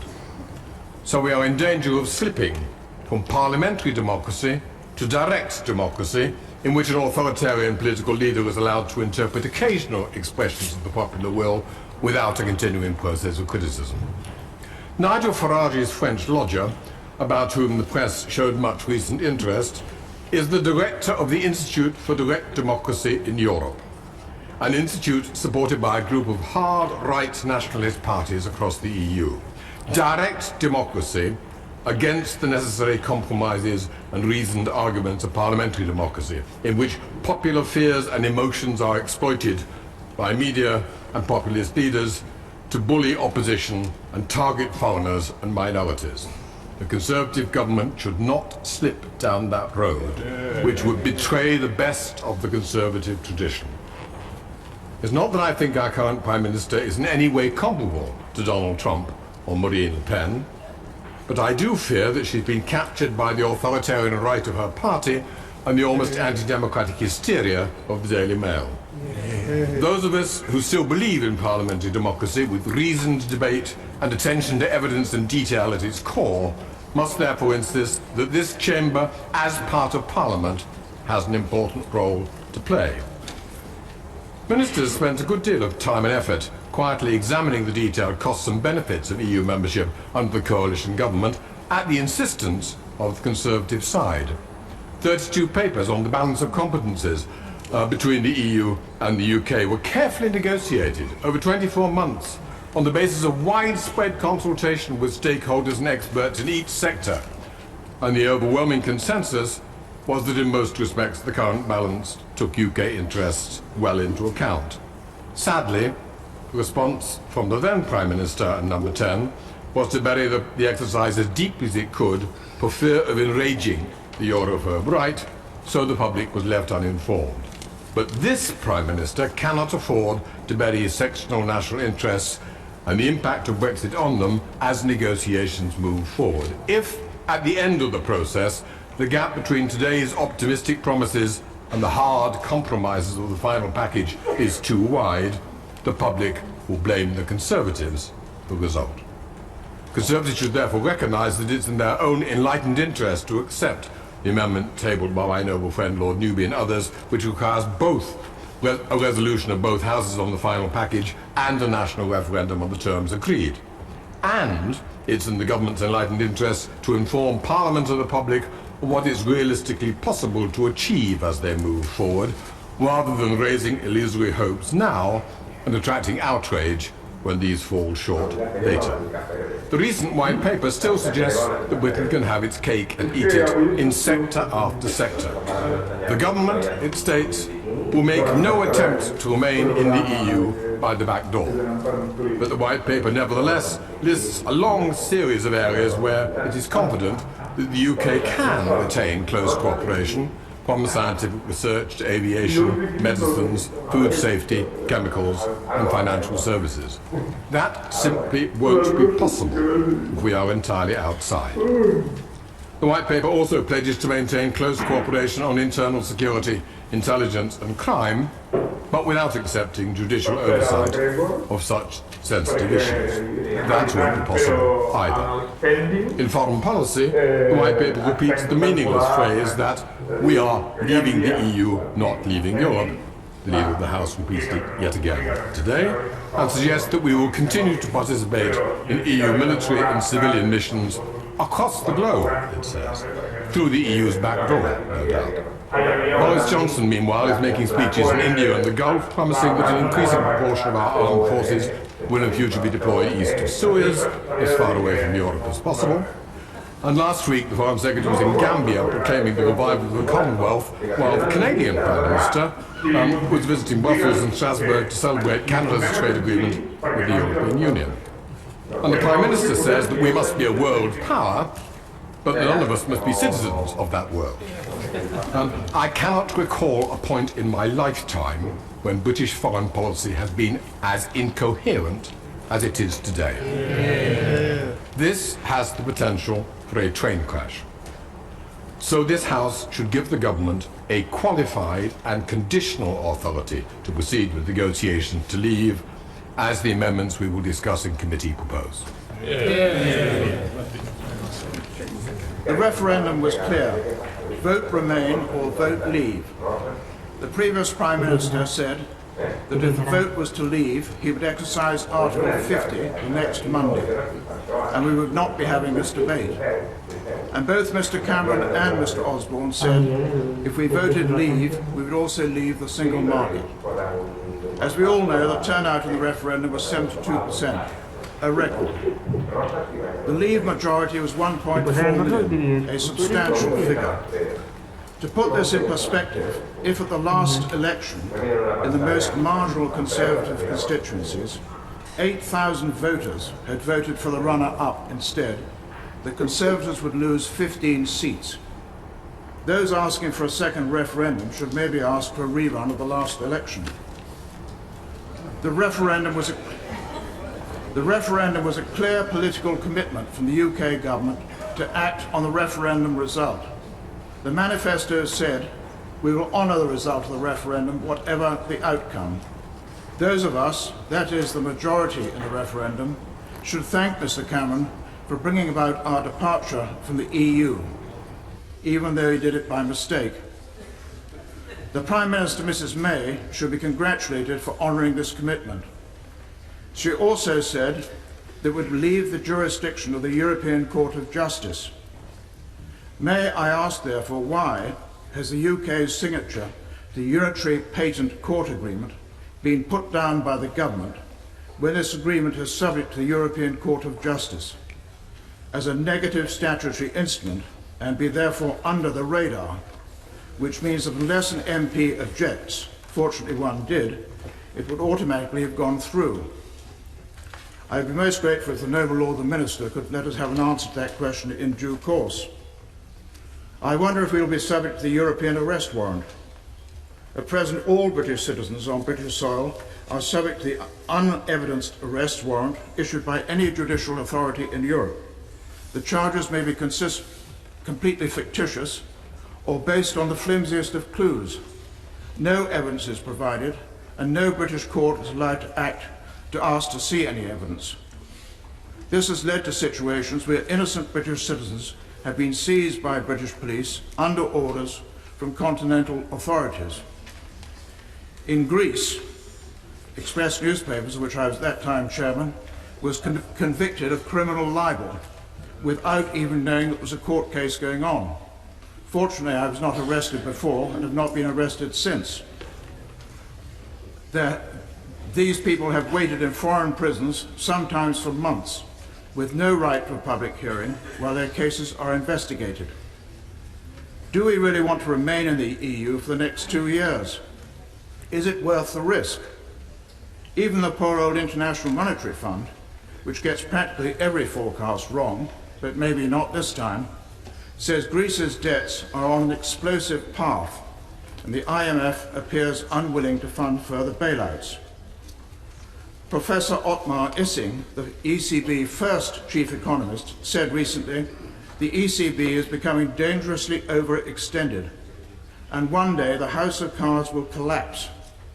The Stability and Growth Pact has more or less failed, and the no bailout clause is violated every day. The ECB holds over euros 1 trillion of bonds bought at artificial low or negative yields.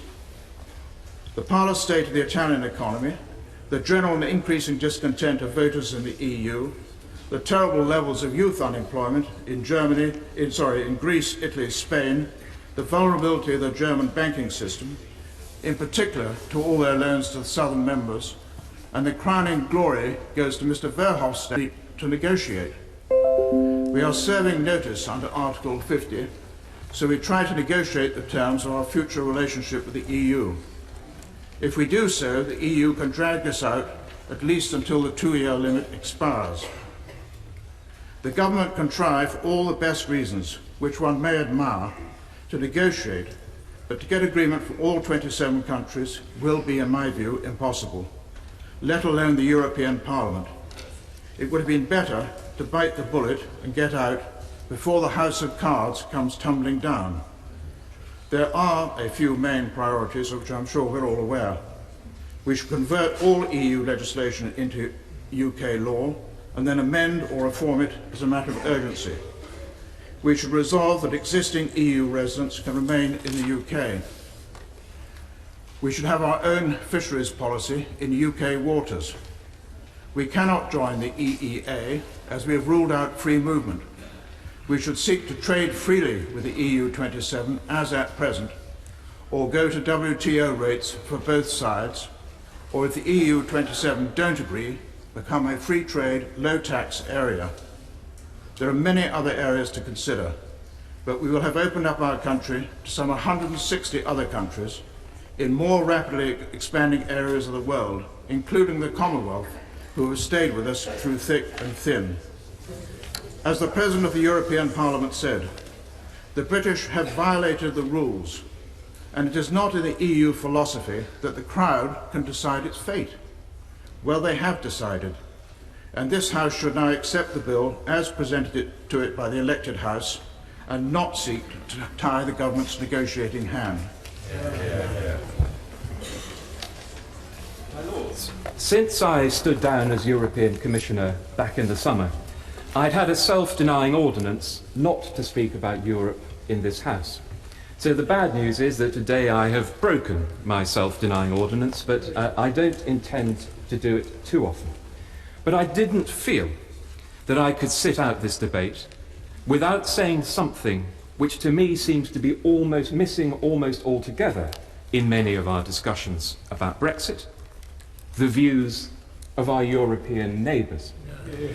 Sometimes it seems as though the debate about Brexit is one that only we Brits are allowed to take part in, and that once we've sorted out our internal disagreements between Leavers, between the Remainers, all we have to do is present our demands to the European Union and they can take it or leave it.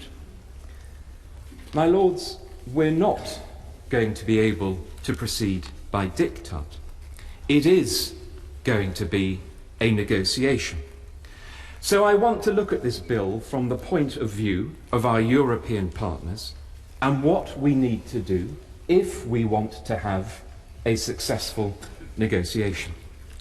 First, they need to be able to trust the British side to be clear and consistent, They need to know that what our negotiators say, our negotiators can deliver. They cannot sit there thinking that at any point the timing might change or the content might change, or indeed that the whole thing might be put to a second referendum. Getting 27 countries to agree a common position is going to be hard enough. But how can they be expected to negotiate if the British government has to say that it cannot undertake to deliver what it has negotiated, because the British Parliament or the British people might vote against some or all of the details at a later stage? That seems to me to be simply impossible from a practical point of view.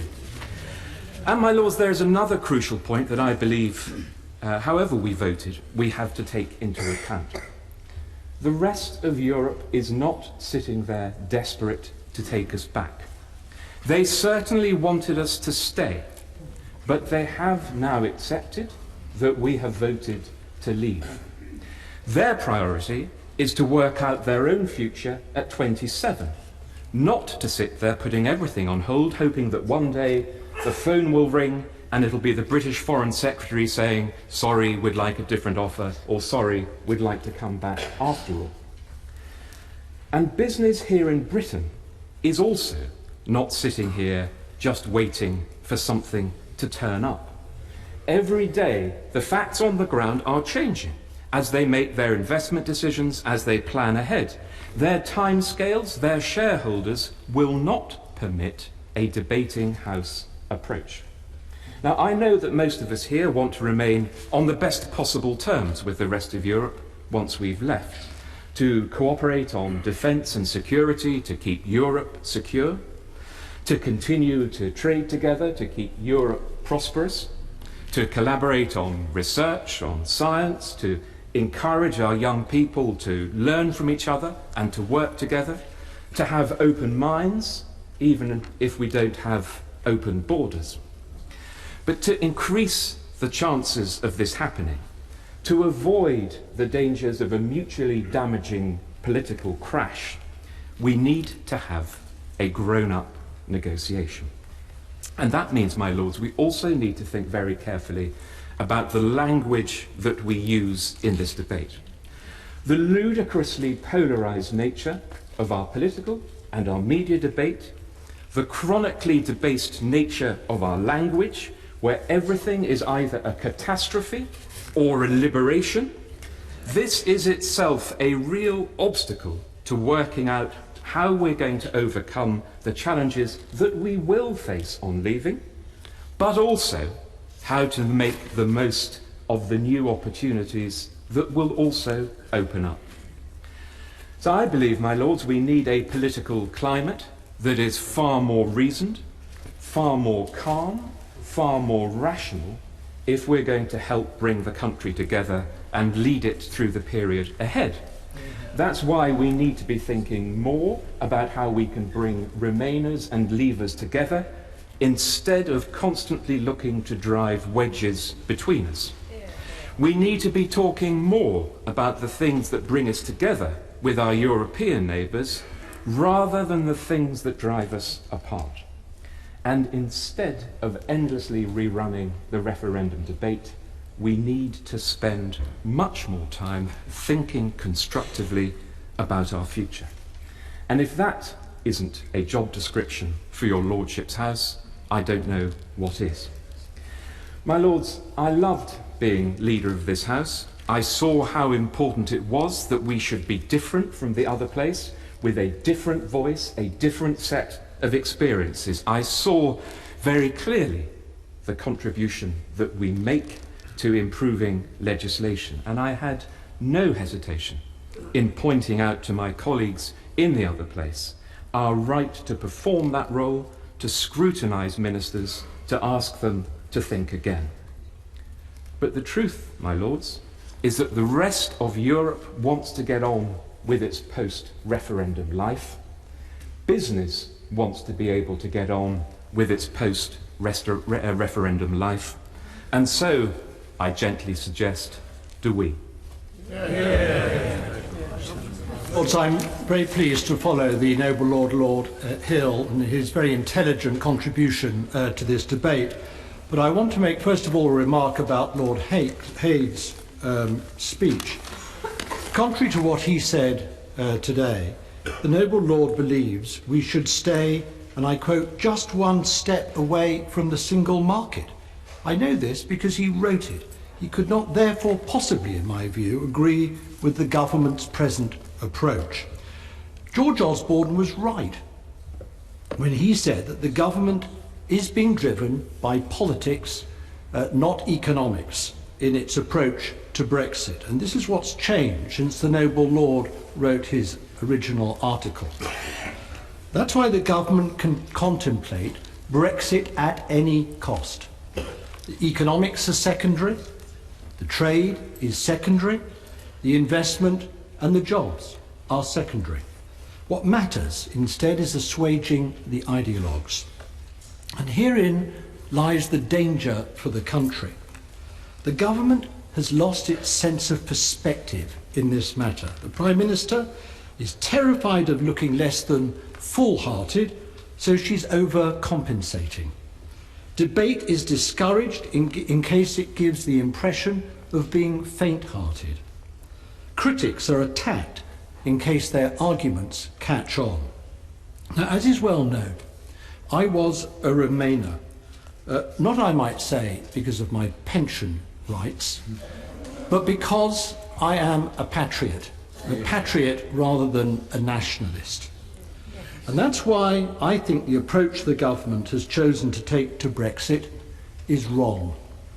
Instead of saying we're leaving the European Union, but want the closest possible future relationship with the European Union and meaning it, the government has decided that we're out not just of the European Union, but we're fully out of the entirety of the single market as well. And we're out entirely of the customs union as well. We don't want to have anything to do with one single bit of it, as Mrs. May wrote in her article on Friday. In other words, to all intents and purposes, we are going to be out of Europe altogether, and we are going to be the worse for that as a country. And our former EU partners have heard the government loud and clear. I can tell you, I travel on the continent still. The people with whom we are going to negotiate have got the message that we want clean out of the place. And this cannot avoid having consequences in the negotiations. But the most important point, and the main point that I want to make in this debate this afternoon, is that this is not what a lot of Leave supporters backed when they voted in the referendum. Yes, they did want to leave the European Union, but they didn't want to turn Britain into a poorer, politically isolated offshore tax haven without reach or influence in the world. And once they see the consequences, my lords, they may, and I stress may, want to think again about the outcome of the government's chosen path. And Parliament's job will be to reflect that change of view and to create the means of expressing it. Let me conclude by saying one thing concerning trade, and I have been both a trade secretary back here at home as well as a trade commissioner in Europe. The government can say it wants a comprehensive trade agreement to give us, and I quote, the exact same benefits as we have now, as David Davis said in the other place some weeks ago. But my lords, unless we comply with Europe's market rules and accept its common product standards and the regulation of services as they prescribe, we will not have the same trade. We will not have the equal benefits. And to say otherwise, my lords, is a fraud on the public. We can pay for access and no doubt we will have to pay through the nose for this, but it will not bring the same volume of trade or the same rights, and we will not have the same means of enforcing those rights in our trade in Europe. That's why, when all this becomes apparent, it having been carefully obscured in the referendum, the political circumstances will change, and so might people's minds. We cannot foretell exactly what the context will be in 18 months or 2 years' time. But I believe, and I hope that noble lords will agree, that we cannot simply consign Britain's economic future to this headlong rush towards Brexit at any cost. We have a responsibility not to next year's growth figures or inflation figures, but to the prosperity of our country for decades to come. Delighted to follow the noble Lord Mandelson in his contribution to this debate on the most important issue that this House has debated in a generation. Yet there are voices out there who say we should just get on with it and vote this legislation through unamended so as not to frustrate the will of the people. My lords, many of us believe that we are about to make our biggest foreign policy mistake in decades. So just getting on with it and voting it through is not an option. As my noble friend Lord Newby eloquently asserted, we cannot and should not stay silent simply because the Leave campaign won. That would be just as true, even if they had won by a substantial majority.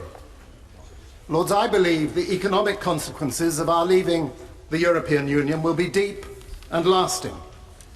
But I fear that the most serious consequences will be those for Europe and Britain's place in the world.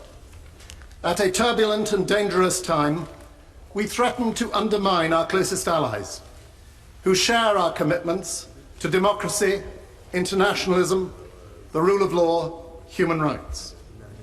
We face an isolationist and protectionist America, led by a president who chooses to govern by Twitter with scant regard to facts or principles, intent on jettisoning decades of carefully honed international policy that made America a worthy and safe leader of the free world.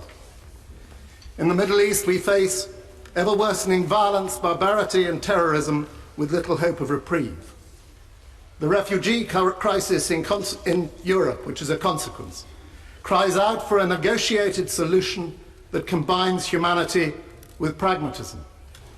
We must deal with a dangerously resurgent Russia and a powerful and increasingly assertive China.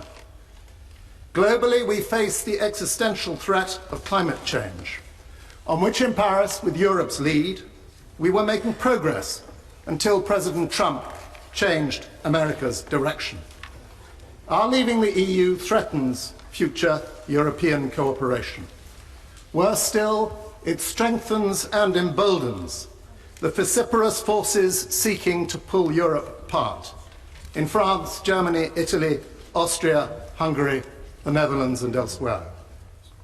Already, the referendum decision drives our Prime Minister to a weak and almost needy dependence on Trump's America and Erdogan's Turkey.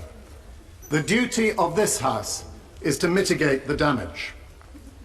So we are now asked to pass a bill to set this process in train. And upon the basis that our Article 50 notice will be irrevocable unilaterally. Although, as Andrew Marr pointed out to Liz Truss yesterday, that is a legal, not a political question, and one which is unclear and undetermined. Yet the government wants to deny us all, people and Parliament, the right to decide whether or not we still wish to leave when the negotiations are concluded. Where is the sense? Where the political courage? Where the respect for parliamentary sovereignty in that approach? So we will seek to amend the bill to let Parliament and the people decide on the final deal. before we leave, and with the option of remaining still clearly open. My Lords, the government's plans were eventually spelt out in Mrs May's 12-point 17th of January speech. No to the single market, despite the Conservatives' manifesto commitment. No to the customs union. No to Euratom. And all I suggest because of two unrealistic and obsessive illusions. First, that our leaving will cut immigration and that doing so will benefit this nation. And secondly, that it will win us freedom from the Court of Justice of the European Union. My Lords, on immigration, no one can say how far immigration may fall. But what we do know is that our economy, our universities, our research and development, our health service, our cultural life, and our soft power all depend to a large extent on immigration. Already, the threat of our leaving the European Union is damaging confidence. On the European Court of Justice, the government's position is bordering on the absurd. The court provides an effective and essential system of resolving disputes about the EU treaties and legislation. The government promises free and frictionless UK-EU trade. That means British exporters of goods and services meeting EU standards. We will have no say in setting those standards, but in determining whether or not they are met, the CJEU will be the final arbiter. We are told the agreement may take in elements of current single market arrangements. They promise close collaboration in science innovation. They recognise that our arrangements for civil jurisdiction, for recognition and enforcement of just judgments under the Brussels and Lugano regime, enable our commercial law to function.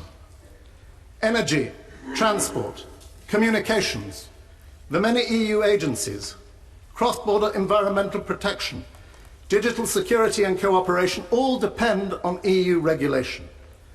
And why should our European partners agree to abandon the CJEU for some inferior alternative to resolve disputes? The White Paper sets out in an annex a medley of other dispute resolution mechanisms. But this is an inadequate and meaningless response to the problem. Like the rest of the government's ill-thought-out approach to Brexit, it does the government no credit. My Lords, I was a strong Remainer, and at times I still cannot believe that the result went the other way. But like what Lord Hope of Craighead said, if I am a believer in democracy, then I accept the result. And in accepting the result, I, like him, want to now get on with it, so I can begin to influence the legislation that will come to get the best deal for the United Kingdom. And it is in one of those areas that I'd like to speak about today. The Prime Minister identified science and innovation as one of her 12 priority areas of forthcoming Brexit negotiations. The Prime Minister is right to do so. Science, my Lord, is a global endeavour, and UK's collaborative attitude in preeminence in science is the reason why significant numbers of scientists in the UK are from overseas, including many from non-British EU countries. Some, might I say, have gone on to stay and even achieve Nobel Prizes, such as Professor Guy and Novosely in Manchester, who got Nobel Prize for graphene. Venki Ramakrishnan, the current president of Royal Society, who whilst working at LMD of MRC unit, got a Nobel Prize. Just two examples. UK is a popular place for work to come for talented scientists. Certainly an area of life sciences which I am more familiar with. To continue to attract to UK the finest scientists from EU countries, we need to address three issues. The first is that those scientists already here to have a peace of mind to stay and work in the UK, in even beyond Brexit. Also convey to those currently thinking of applying for posts in the United Kingdom to do so with confidence that their future is safe in the United Kingdom, and they should feel welcome. We appear at times to be giving mixed messages to both who are here and who wish to come. They get the feeling that there will be bargaining chip in our negotiation, and I hope we can alleviate that anxiety. My Lord, let me give an example of some of the numbers that are involved for scientists, life scientists working here.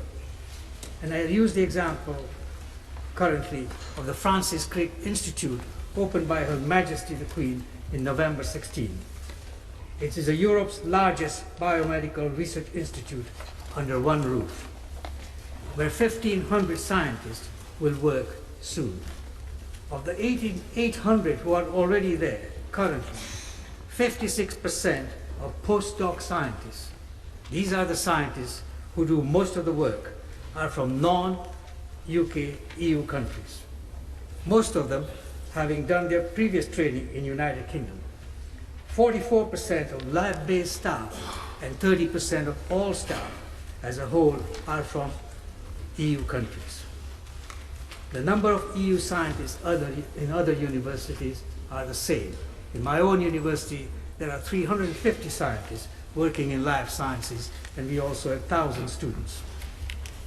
On the other hand, there are also concerns. For instance, at the Wellcome Sanger Center, our world-class center for genomic studies, have seen this last year a drop of nearly 50% in applications of PhD students from EU countries. If we are to continue to maintain the flow of scientific talent from EU countries and outside, we need an immigration policy that is simple for scientists and technicians to come to United Kingdom. In my view, it is unnecessary to cap the numbers of highly skilled people that we need from coming to United Kingdom. The second issue that I would like to highlight is the need for the United Kingdom to have continued access to funding and collaboration from European Research Council, both funding and participation that allows worldwide collaboration with the best scientists in the world. While access to funding from European Research Council and Horizon 2020 program is important, it is the opportunity of collaboration with scientists from worldwide that is the important point.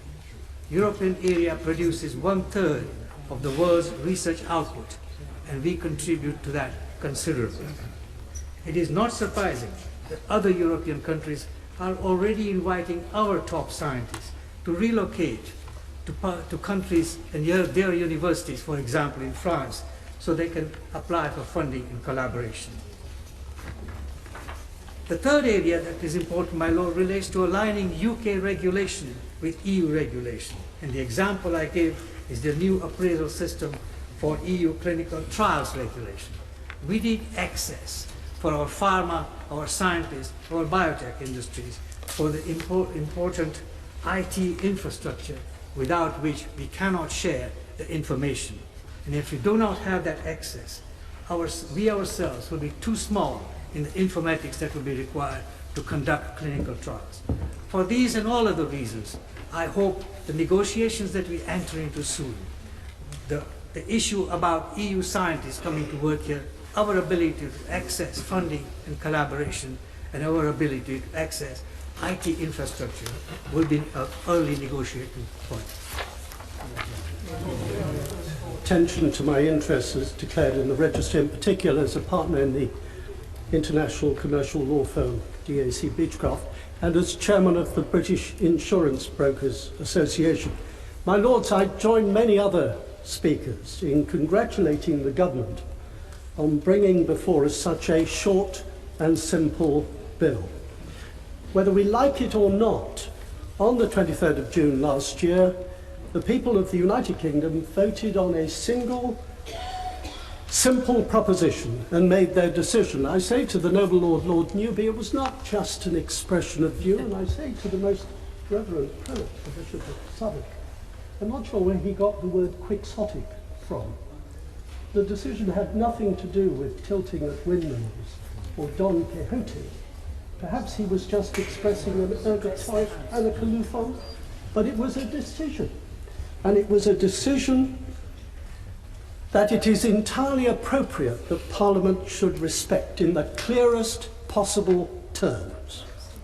I also applaud the decision to convert the body of existing EU law into domestic law, by far the best way, in the government's own phrase, of providing certainty and clarity at a time of great uncertainty and obscurity.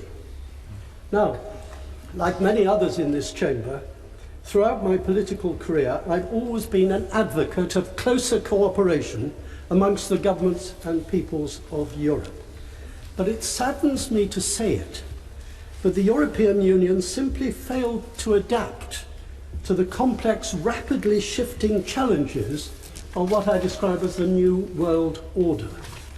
Last year's referendum exposed the inherent conflict between global aspirations and domestic fears. For many, globalization has created a sense of near panic, of a loss of control. And it was powerfully simple arguments about regaining control that narrowly won the day on 23rd June last. The government's white paper speaks of an outward-looking nation, and I believe that attitude, that policy, that philosophy can heal the wounds left by the referendum and re-establish one nation. For our intuition and surely our reason combine in warning us that while Ireland, Britain, must always be a physical reality, it can never again be a geopolitical reality.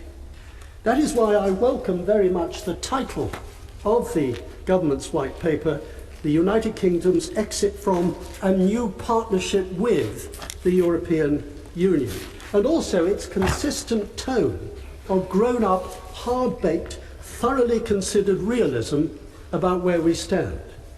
And of course, the precise nature of this new partnership needs to be fleshed out, but it will surely be founded upon what we in the United Kingdom can uniquely offer to the world. Now, the white paper also recognises that the UK is one of only 2 global full-service financial centres, and the only one in Europe.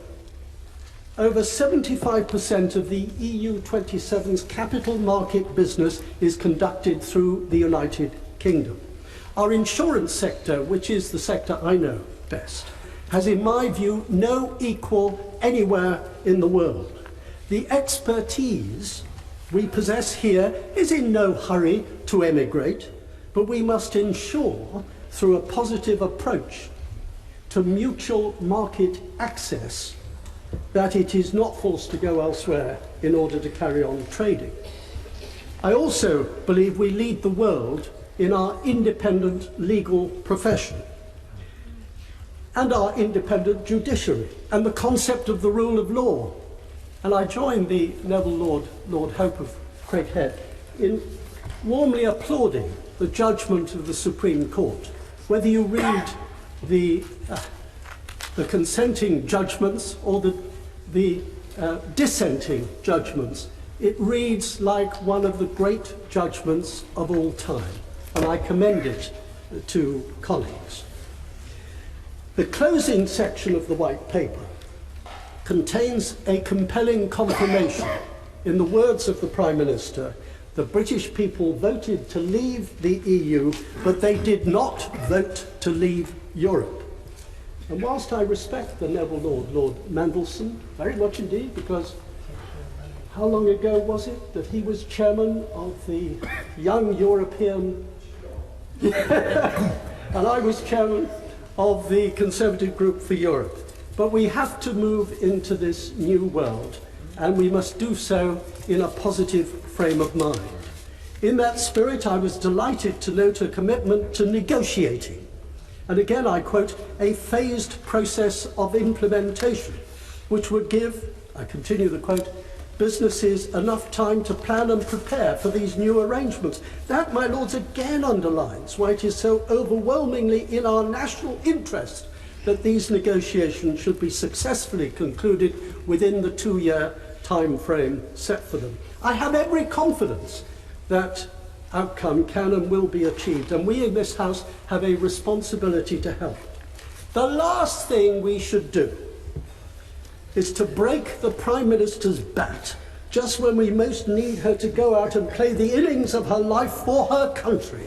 And complicating amendments to this bill would do just that. In my view, the Prime Minister deserves our full confidence. That, my Lords, is why, on the basis of this short, crisp bill and the broad assurances and sound common sense of the White Paper, I believe the Prime Minister will be set fair to go and negotiate not only for our exit from the European Union, but also for the best possible new strategic partnership with our close allies, colleagues and friends on the continent, our continent of Europe. My Lords, it is a great pleasure to follow the noble Lord, and I only wish I could share his optimism. I want to make some short observations on the process, both the democratic process and also negotiation with the European Union. As has been said before this afternoon, a mandate was given by the referendum by a narrow majority comprising 37% of the electorate. This has left the country deeply divided, but this has been overwhelmingly endorsed in the elected other place. And our role in this appointed House is within that framework to secure the best possible outcome in these perilous circumstances for our country. As has been well said, the referendum was what was a black and white question which invited a technicolor answer. Many paths led to no. But I have to say that in 23 years of weekly surgeries, countless doorstep meetings, as an elected member of the other place, the issue of Europe never once arose. All sorts of concrete issues did, but never Europe. So we should not delude ourselves that leaving the European Union will for one moment mend all that needs mending in our society. In particular, the sense for many of being left behind, facing a frightening pace of change, locked out of the opportunities in our globalized economy and often feeling threatened by them. It was not surprising, therefore, when subsequent social surveys showed that immigration was in fact an issue which served for significant numbers of people as a proxy for their other fears, fears about their lives. In areas of steep recent growth in immigrant population, obviously the impact of immigration was the issue. But just let's recognize that it was also often the peg on which other concerns, just as real, were hung. But it has now been made a more central issue even than the well-being of our economy or other vital national interests, which rest on our membership of the European Union, and with the consequence that we have to attend cap in hand on the most unpredictable US administration in living memory. To turn to the negotiation process, the government has, I believe, damaged the national interest by throwing away its cards in the first two rounds of this process. First, by accepting that Article 50 should be triggered early, as the EU requested, rather than treating that issue as one to negotiate about to our national advantage. Secondly, and perhaps more seriously, by declaring at the outset our intention to leave both the single market and the customs union. How much better it would have been to offer other members of the European Union a choice. Make reasonable and real changes to the free movement, such as would satisfy most of those who voted to leave, and we will stay in the single market and the customs union. Deny even that, and you will force us out. This makes the need for proper parliamentary engagement even more urgent if we're to get this process back on track, remembering the important part that the Supreme Court played in getting Parliament engaged in the first place. We all know that it's often more effective to negotiate if you do so as the agent of a powerful principle. Parliament, our Parliament, should be that powerful principle, and it must make clear what is and not acceptable to it, its own red lines. And the Prime Minister should realise that that would only fortify her and her team. At very least, therefore, as the lead letter in the Times today suggests, Parliament must have the right to determine what happens if negotiations break down or if it considers the terms arrived at are not in the national interest. We are, after all, a parliamentary and a representative democracy. As we stand, therefore, 2 of our limited quids have been given away in exchange for no EU quos, and it's not a good start. But there is a way back if Parliament asserts itself and the Prime Minister recognises the strength that Parliament can give her in delivering the best available for our country and its people. My Lords, I am the 16th speaker to speak in this debate, and already I'm reminded of the explanation as to why the conventions of the Republican and Democratic parties in the United States last for 4 days, when 2 would be sufficient. The answer is usually because after 2 days everything's been said, but not everyone has said it. And by the time we come to close of play tomorrow evening, that may, of course, be even more obvious. I want to talk in a moment or two about the role of your Lordships in this most serious matter. But before I do that, I'd like to draw attention, if I may, in support of the remarks made by the Noble Lord Patel about the position of EU nationals living in the United Kingdom. I think it is extraordinary that the government has not yet made any concession in respect of their futures. I think it's extraordinary that it's not recognised that these citizens are an essential part of our economy and indeed of our academic life.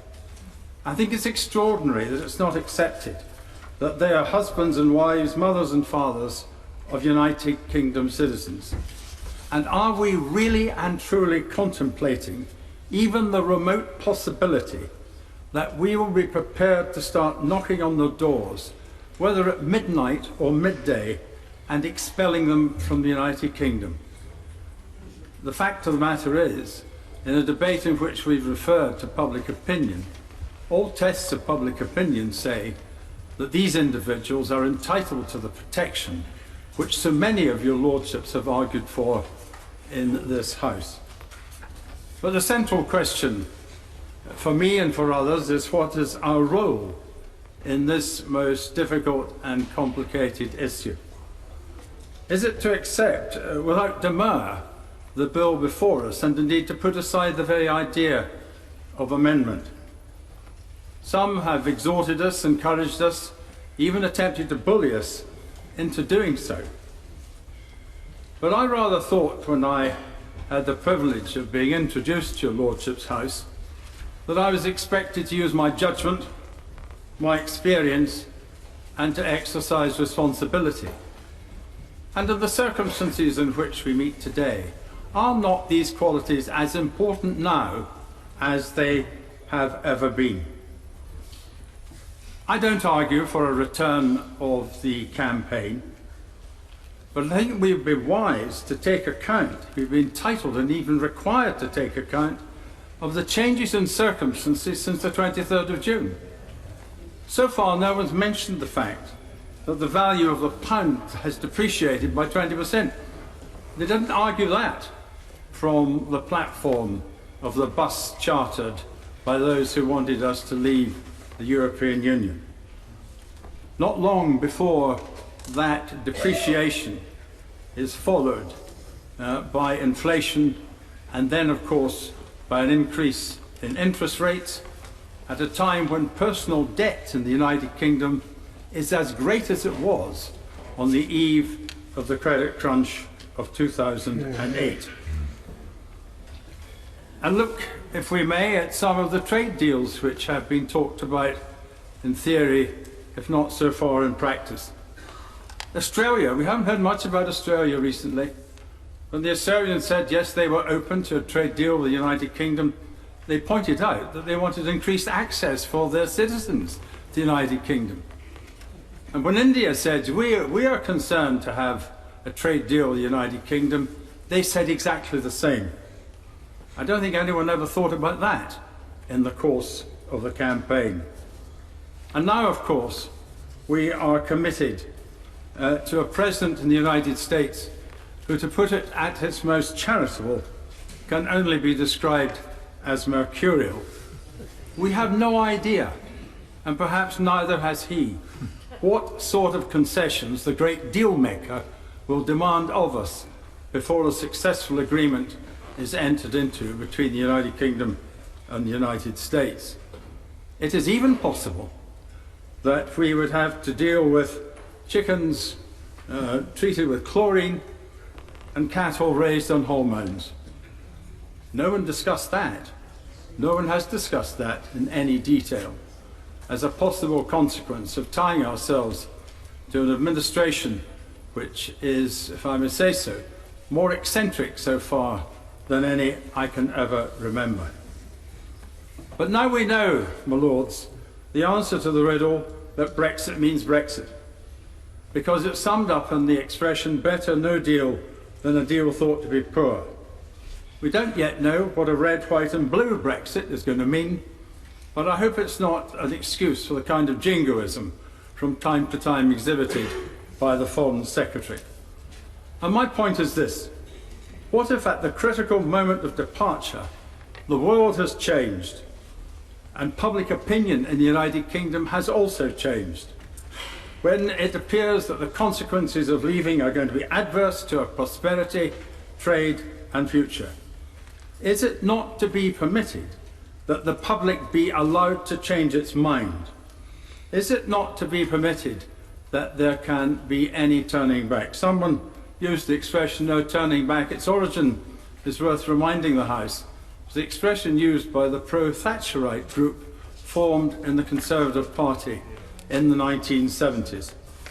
I have striven to find any such political position in recent history, and there's good reason, my lords, and it's this: Parliament is sovereign and Parliament can change its mind. It frequently does so. The great repeal bill bears to be a change of mind. And yet, the public is not to be allowed the same opportunity. And remember this, my lords, and with this I conclude.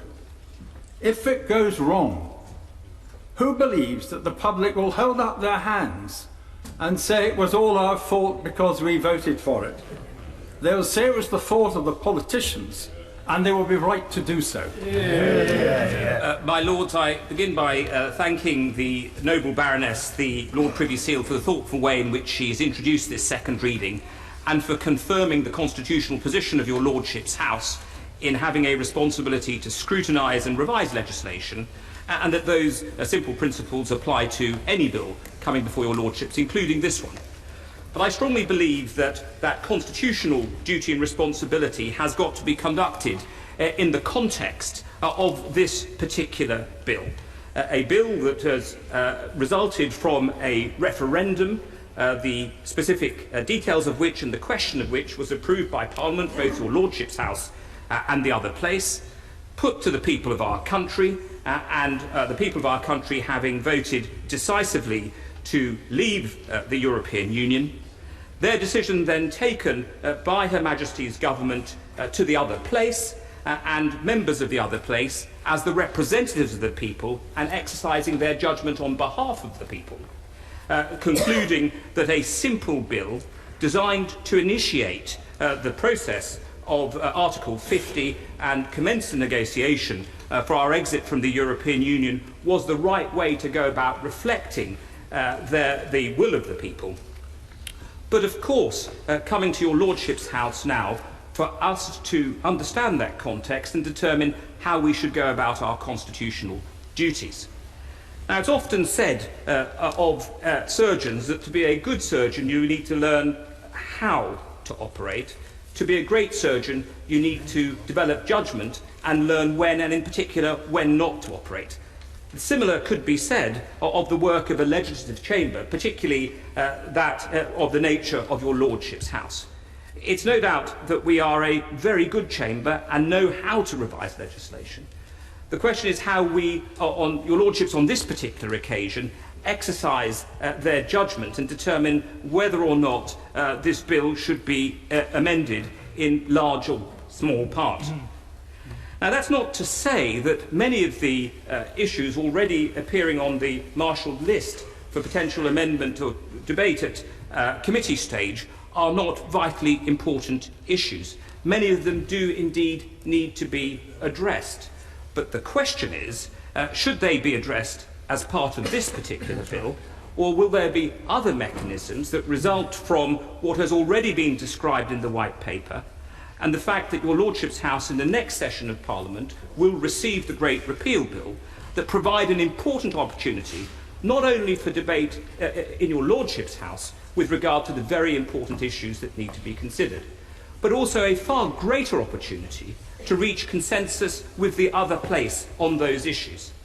If indeed that is considered a very real opportunity, then the points made by my noble friend Lord Hope are, I think, very pertinent, that a simple and straightforward bill achieving this first objective is the way forward, and thereafter your Lordship's House will have ample opportunity to consider a variety of very important issues, not that they're dismissed now forever, but that they be considered in the context of the ability to look at issues of substance relating to our departure from the European Union, and also the ability to reach consensus with the other place.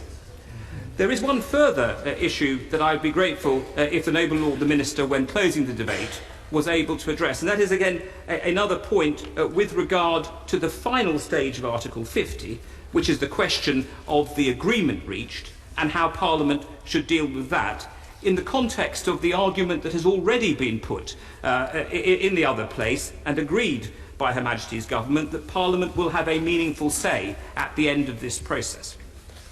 Is that meaningful contribution to understanding the final stage to be taken in the context of the Constitutional Reform and Governance Act of 2010, i.e. that it will be treated as a treaty issue, in which case the other place has the ability to delay ratification of any such agreement indefinitely, but your Lordship's House, under that particular constitutional anchor, has only the ability to give its opinion, but the final say rests with the other place?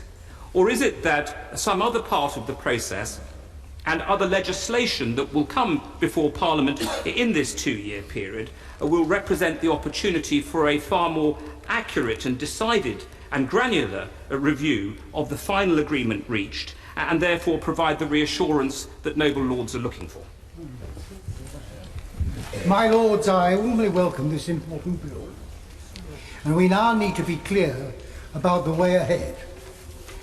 The White Paper, to which my noble friend the leader referred, states that the government will seek, and I quote, an ambitious and comprehensive free trade agreement and a new customs agreement with the European Union. It is right that we should offer this, complete free trade with no strings attached.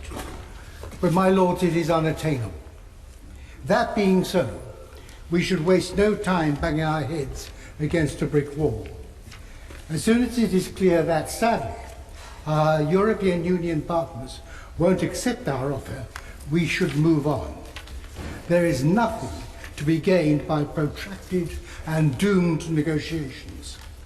The worst thing for British business and the British economy is prolonged uncertainty. Much of the confusion arises from the misconception that what we are about to embark on, once Article 50 has been triggered, is a trade negotiation. As seen by our opposite numbers across the Channel, and we don't, as some speakers have said, take enough account of that at the present time, it is nothing of the sort. If it were a trade agreement, like the trade agreements we are currently seeking with countries outside the EU, now that we are free to do so, success would be achieved by virtue of the mutual economic benefit that such agreements confer. But although there would indeed be mutual economic benefit in a trade agreement with the EU, that is not how they see it at all. For them, understandably, this is not about economics. It is a highly political divorce settlement. In many, probably most EU countries at the present time, the political establishment is preoccupied with the struggle against the rising popularity of Eurosceptic anti-establishment political movements, some of an unsavoury nature. Our European partners are quite clear that were the UK to secure a satisfactory agreement, this would give a huge boost to these movements. Indeed, the anti-establishment parties themselves openly recognise this. This is particularly the case in France, which I know best, where the Front National is riding high. But French fears will receive sympathy and support from Germany, not least because Alternative für Deutschland is on the rise. Although we may have friends in some of the other smaller member countries of the European Union, there is no way that the EU will collectively agree the sort of trade deal we are offering, not to mention the fact that in any event it would be vetoed by the European Parliament. In a nutshell, as the White Paper explicitly states, echoing the Prime Minister, and I quote again, no deal for the UK is better than a bad deal for the UK. But for the rest of the EU, or the majority of them, it is abundantly clear that no deal is better than a good deal, good, that is, for the UK. So the only common ground, and we have to be realistic, the only common ground, and thus the only practical outcome, is no trade deal. And that is no disaster, my lords. There is no greater nonsense than the claim that in the absence of a trade agreement with the EU, we shall be falling off a cliff edge. There is no cliff edge, for the simple reason that there is no cliff. Absent a trade agreement with the EU, we shall continue to trade with our former partners, but on WTO terms. Some noble lords may be unaware that the UK already does far more trade with the rest of the world than it does with the rest of the EU. And the gap is widening with every year that passes. And the overwhelming bulk of our trade with the rest of the world is on WTO terms. Moreover, the minor economic disadvantage of being outside the EU customs union and the so-called single market, a disadvantage which has already been mitigated by the fall in the sterling exchange rate, is greatly outweighed by the non-trade economic benefits of Brexit. And first among these is the consequence of the promised Great Repeal Act, which will enable us to repeal or amend damaging EU regulations, which is of particular importance to our smaller businesses. The party opposite is concerned, I know, that this may adversely affect workers' rights. But less than 10% of the vast corpus of EU regulation concerns workers' rights. It is the other 90% plus which need to be judiciously culled. And then there is the substantial benefit of no longer being required to pay our massive net contribution of getting on for £10 billion a year into the EU coffers, a figure which, were we to have remained in the EU, would rise sharply in 2020 when the rebate secured by Margaret Thatcher comes to an end. Let me conclude with a brief word about this House, of which I've been a member for some 25 years. The amendments which have been tabled do not seek to amend the provisions of the bill, but to add to them substantively, and perhaps to delay the bill. In the unprecedented circumstances in which we find ourselves, I have to say that were the House to entertain any of these, it would have embarked on an ill-advised, improper, and fundamentally unconstitutional manoeuvre. My Lords, the Prime Minister, who I believe is the best person to lead the government, has been dealt a very bad hand by her predecessor. He gambled for his party, he staked the country, and he lost. The Prime Minister is clearly operating on the basis that the bully Brexiteers are never going to be able to claim she was a soft and secret Ramona. So I reckon when it dawns on her that the route is not a good one for the country, she will be in an impregnable position to take some hard decisions and face the bullies down. We will then see what metal she is made of. We're not there yet, but in the meantime she has no more right than I to claim the ballot was anything other than leave the EU. The voters gave a cross on a ballot paper, a decision, not a reason. The white paper doesn't fill me with much confidence either. Two quotes, paragraph 8.12. In many cases, EU rules are based on global requirements. So why are we leaving? These are not going to change. Paragraph 9.3. The UK's fastest growing markets between 2005 and 2014 included South Korea, China, Brazil and Mexico. So the EU didn't stop us and hold us back. Why are we leaving? We have to take Brexit, though, far more seriously than we've taken the EU in recent years. And I think therein lies part of the problem. I don't think there's ever been a genuine attempt by the UK over the years to lead or play a central role in the EU. The EU Commission has not really been up to the task of leadership either. It has been rare for member states to send Premier League politicians to be commissioners. In the UK, in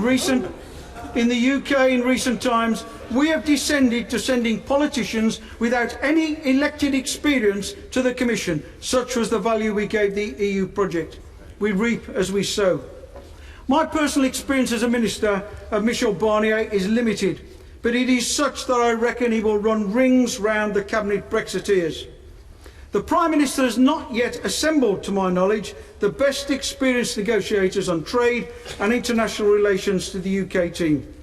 If she relies on cabinet members, we are sunk. And while I'm on the cabinet, I'm not going to take any lessons in patriotism from government members branded as public liars for the fake arguments and false facts they used last year, all on the record. My Lord, central to successful negotiations in peacetime is that those who go to the table should be able to come away with something, not all, that they want. The difference in these Brexit negotiations is that it is in the direct and specific interests of EU member states, the EU Commission and the EU Parliament that any success for the UK is tantamount to encouraging other member states to try something on. Therefore, why should the EU allow any outcome for the UK to be better than the status quo? As such, it's definitely an asymmetrical negotiation. And from my experience of Lords EU Subcommittee B, where to date we have done 3 of the short inquiries on Brexit, the idea that no deal leaving on WTO terms is better than a bad deal is an absolute non-starter. In fact, it's far more honest to say a bad deal is far, far better than a no deal on what we've evidenced to date. Of course, we have the bill. I must mention the bill. We need to trigger Article 50. If for the only reason it's the means now of finding out the real costs of leaving the EU to put before the British people. Nothing will happen until we've agreed the finances of leaving the EU, and contrary to what's been said, we won't get really down to it until after the German elections. The EU Parliament member states have already said they want 6 months for ratification at least. It means we've got a 12-month gap from this October to next October to agree the deal. I don't think it can be done. Am I satisfied that Whitehall is working on contingency arrangements in the same way they worked on a possible Brexit? No, I am not. I shall certainly be supporting some of the amendments next week in order to carry out the function of this House, which is occasionally to ask the Commons to think again before it has the final word. And my 4 final words are, I agree with Tony.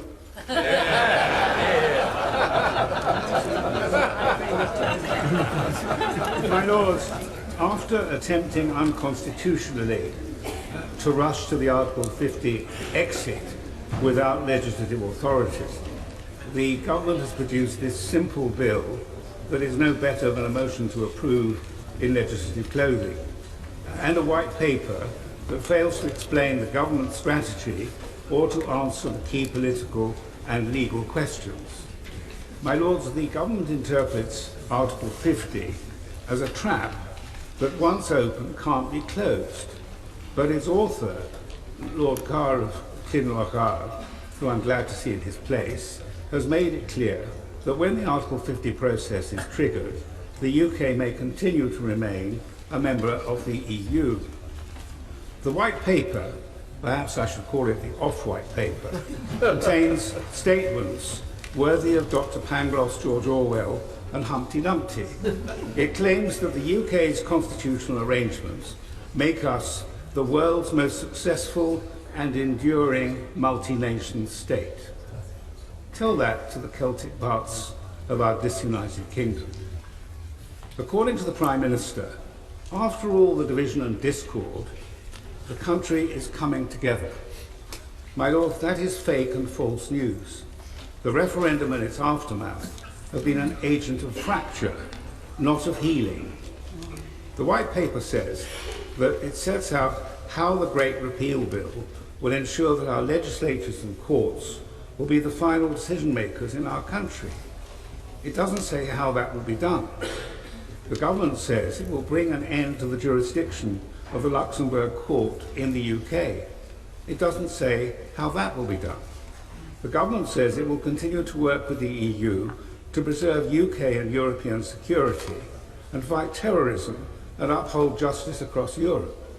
That must mean the European arrest warrant, the EU databases and information exchange systems. It doesn't explain how that can be done without the supervisory jurisdiction of the European Court of Justice. For example, while there are transitional arrangements or where cross-border issues arise with the Irish Republic. And I'm so glad that the Noble and Noble Lord Keane of Ely is listening to this, because he can advise the Minister how to deal with this by way of reply. My Lords, I ask, will the British courts be instructed to follow and apply the ECJ's case law or not? Will that be the ECJ's existing or future case law? Suppose Mrs. Smith claims equal pay under the Equality Act. She wants the Act to be read compatibly with judgments of the ECJ interpreting EU equality law. After we leave the EU and end the ECJ's jurisdiction, what will our courts and tribunals do? Will they be permitted to apply the ECJ's case law? Will that be the law as it stood when we left the EU, or developing law? The government says it will convert the body of EU law into our domestic legislation and will ensure the continued protection of workers' rights. It says that will give certainty and continuity to employers and employees alike, creating stability. What does the government expect our courts and tribunals to do before this statutory conversion happens? What about the effect on rights of parties with pending cases before the ECJ? My Lords, the government treats the advisory referendum as binding and claims that the outcome requires the government to take us out of Europe willy-nilly, even if it fails to get the deal they want. No deal, they say, is better than a bad deal. But the White Paper is silent about the political and legal consequences if there is no deal. The bill needs to make it clear that the UK will leave the EU at the end of the Article 50 process only if and when Parliament has legislated either to approve the terms of a withdrawal agreement or to authorise withdrawal in the absence of an agreement. And my lords, we need an assurance from the government that they won't use the rights of our fellow European citizens as a bargaining chip here and abroad. My lords, despite the government's threats, I have no doubt that we in this House will do our constitutional duty and enable the elected House to do theirs. Unless we think again, I regret that our modern destiny will be as an offshore island, semi-detached from Europe, a once great nation that lost an empire and failed to find a new modern identity in Europe. My Lords, I'd like to refer first to my register in the interests, particularly as President of the Council of the Institute of Fiscal Studies and as Chairman of Frontier Economics. In such a lengthy debate, I want to concentrate on those issues where I believe I can add something, namely the economic case and the implications for the civil service. The eminent economic historian, Professor Nick Crafts, concluded a review of all of the evidence on our membership of the EU, saying that the positive effects on competition and trade significantly exceeded the negative effects of the membership fee, the CAP, and indeed badly designed EU regulation. I stress this is an analysis of the past, not a forecast. Overall, being in the EU boosted UK economic growth. Now, the economic impact of leaving has been less than expected so far, but it's now clear that when we do leave, we will not have full access to the single market and we will have fewer migrants. So the longer term effects once we have left will be negative. That is, the economy is likely to grow more slowly than it would have done had we stayed as members. Now, some believe that this will be offset by free trade deals with non-EU countries. I am, as my former boss in front of me, Lord Lawson, will know, an unashamed free trader, and believe that it will be fairly easy to do deals with countries like Canada. However, when you look at the facts, it is hard to see how such deals could offset the costs of losing full access to the single market, both in terms of zero tariffs and non-tariff barriers. And I wonder that future regulations set only by the EU 27 will worsen our competitive position. Remember, the EU will remain our largest trading partner by some distance, and we will not be around the table when those regulations are determined. Indeed, it's ironic that Brexit is said to have boosted the prospects not of free trade, but of President Trump and Madame Le Pen, who both favour protectionism. It is against that background that ministers and civil servants will have to negotiate our exit. As far as the civil service is concerned, I have every confidence they will do their utmost to achieve the best possible deal for the UK. But as my successor has said, they are under huge pressure.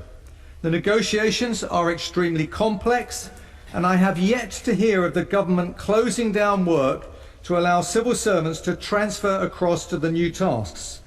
Indeed, that wonderful oxymoron, the Great Repeal Bill, will keep them and us busy in an effort that will probably leave things exactly as they are. But negotiating with the EU has been a core competence of civil servants in both the Home and the Foreign Service, and they are very good at it. I am more concerned about implementation problems. We do not know yet what kind of customs and immigration changes will emerge, but we can be certain that they will involve more complex arrangements than exist at present vis-à-vis the EU. In the short time available, lots to do the negotiations after, as Lord Hague mentioned, we have to wait for elections in the EU, and then we have to think about the time taken for ratification by EU parliaments. That short time that's left will not be enough to sort out many of the details, so there will be a very long transition, believe me. So it's important that this House concentrates on what I think are some key points that we need to put forward to the government in terms of amendments, which I hope do not add to the complexity of the negotiations. As someone who's worked for years for various Prime Ministers of different parties on the Northern Ireland peace process, and as a proud O'Donnell, I sincerely hope the final deal will not reintroduce borders between the Republic and Northern Ireland. Over the years, I've done more than my fair share of negotiations with the EU, and I believe I understand the frustrations of those who want to leave. Too little has been done to ensure that the winners have compensated the losers. I also believe the creation of the euro was an enormous mistake, a triumph of politics over economics that may well in time be reversed. However, I believe the EU without the UK, and with people like Lord Hill around the table, is less of a force for good in the world and will be less economically successful, which damages us directly. I accept we are on course to leave, but we need to strike the best possible bargain for the UK, and as Lord Hill emphasised, maintain best possible relations with the EU 27. We should, at the minimum, grandfather the rights of those EU citizens working here at the time of the referendum as a matter of principle. I would also favour Parliament having a genuine vote once a preliminary deal is reached and before it goes for ratification to the EU 27 parliaments and a number of sub-parliaments, which is quite likely because the deal will inevitably cover some national competencies. The UK Parliament should have a serious role on what the deal should cover. That is what we in this House should do with judicious amendments that help us to achieve a better deal for all in the country. The concession, and I put that in quotes, of a vote which has as the alternative departure on WTO rules, where I differ from Lord Lawson in thinking what its impact would be. To be honest, I'm very surprised that anyone would think that is any concession at all. This Parliament should get a say before the Wallonian Parliament. Here, this is where I disagree with Lord Bill. When Monsieur Barnier negotiates, we have no guarantee that the individual EU 27 countries will accept whatever deal he has agreed, because it will be going to ratification to their national and subnational parliaments. So we would not be putting our negotiators at a disadvantage, simply levelling the playing field. Now, this negotiation is much harder than anything I had to deal with. Coalitions, that sort of thing, completely straightforward compared to this lot. Believe me. So I end by wishing the Minister and his civil servants well in what will be lengthy and complex negotiations. I hope that in this House we can put forward some amendments that will strengthen their hand and get a better deal for all of us. It is a pleasure to follow the noble Lord O'Donnell in this important debate. I think perhaps I should preface my own remarks by stating quite simply that I voted Remain for reasons that I still consider valid, but with which I will not bore your lordships this afternoon. But as soon as the result of the referendum was declared, I took the view that the decision to leave had been taken, and we should all buckle down and get on with delivering it. And that remains my view, and that is what I rise up to support. The bill we're debating, at once both vitally important and utterly prosaic, simply starts the clock ticking and lets negotiations begin and in due course end. That is its purpose. But it reaches us with a huge momentum behind it. 3 years ago, the referendum bill was passed in another place without a single opposing vote in either second reading or third reading. The referendum asked the United Kingdom electorate whether the United Kingdom should leave and stay in the EU. An important point that I make in passing. The result last June was close but clear-cut, and though technically it was advisory, the outcome was reinforced beyond any doubt by the repeated commitment of the government, both in its 2015 manifesto and throughout the campaign, to implement it. So the bill before us, overwhelmingly approved at all stages in another place and unamended, should command our respect as well as our scrutiny.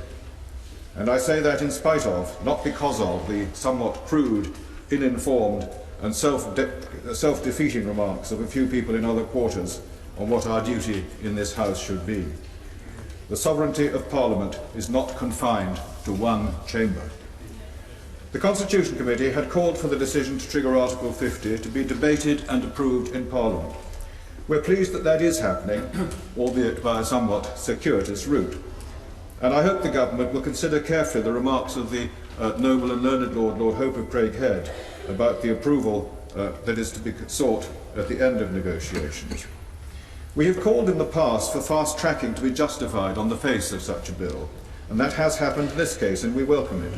It is unusual for a bill with constitutional implications to be fast tracked, but this bill's significance and the political implications driving the timetable have been widely acknowledged.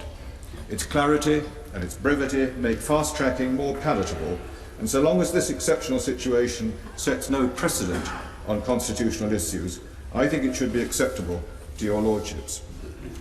We in the Constitution Committee sometimes complain on your lordships' behalf about long bills inadequately scrutinised in another place, but that can hardly apply in this case.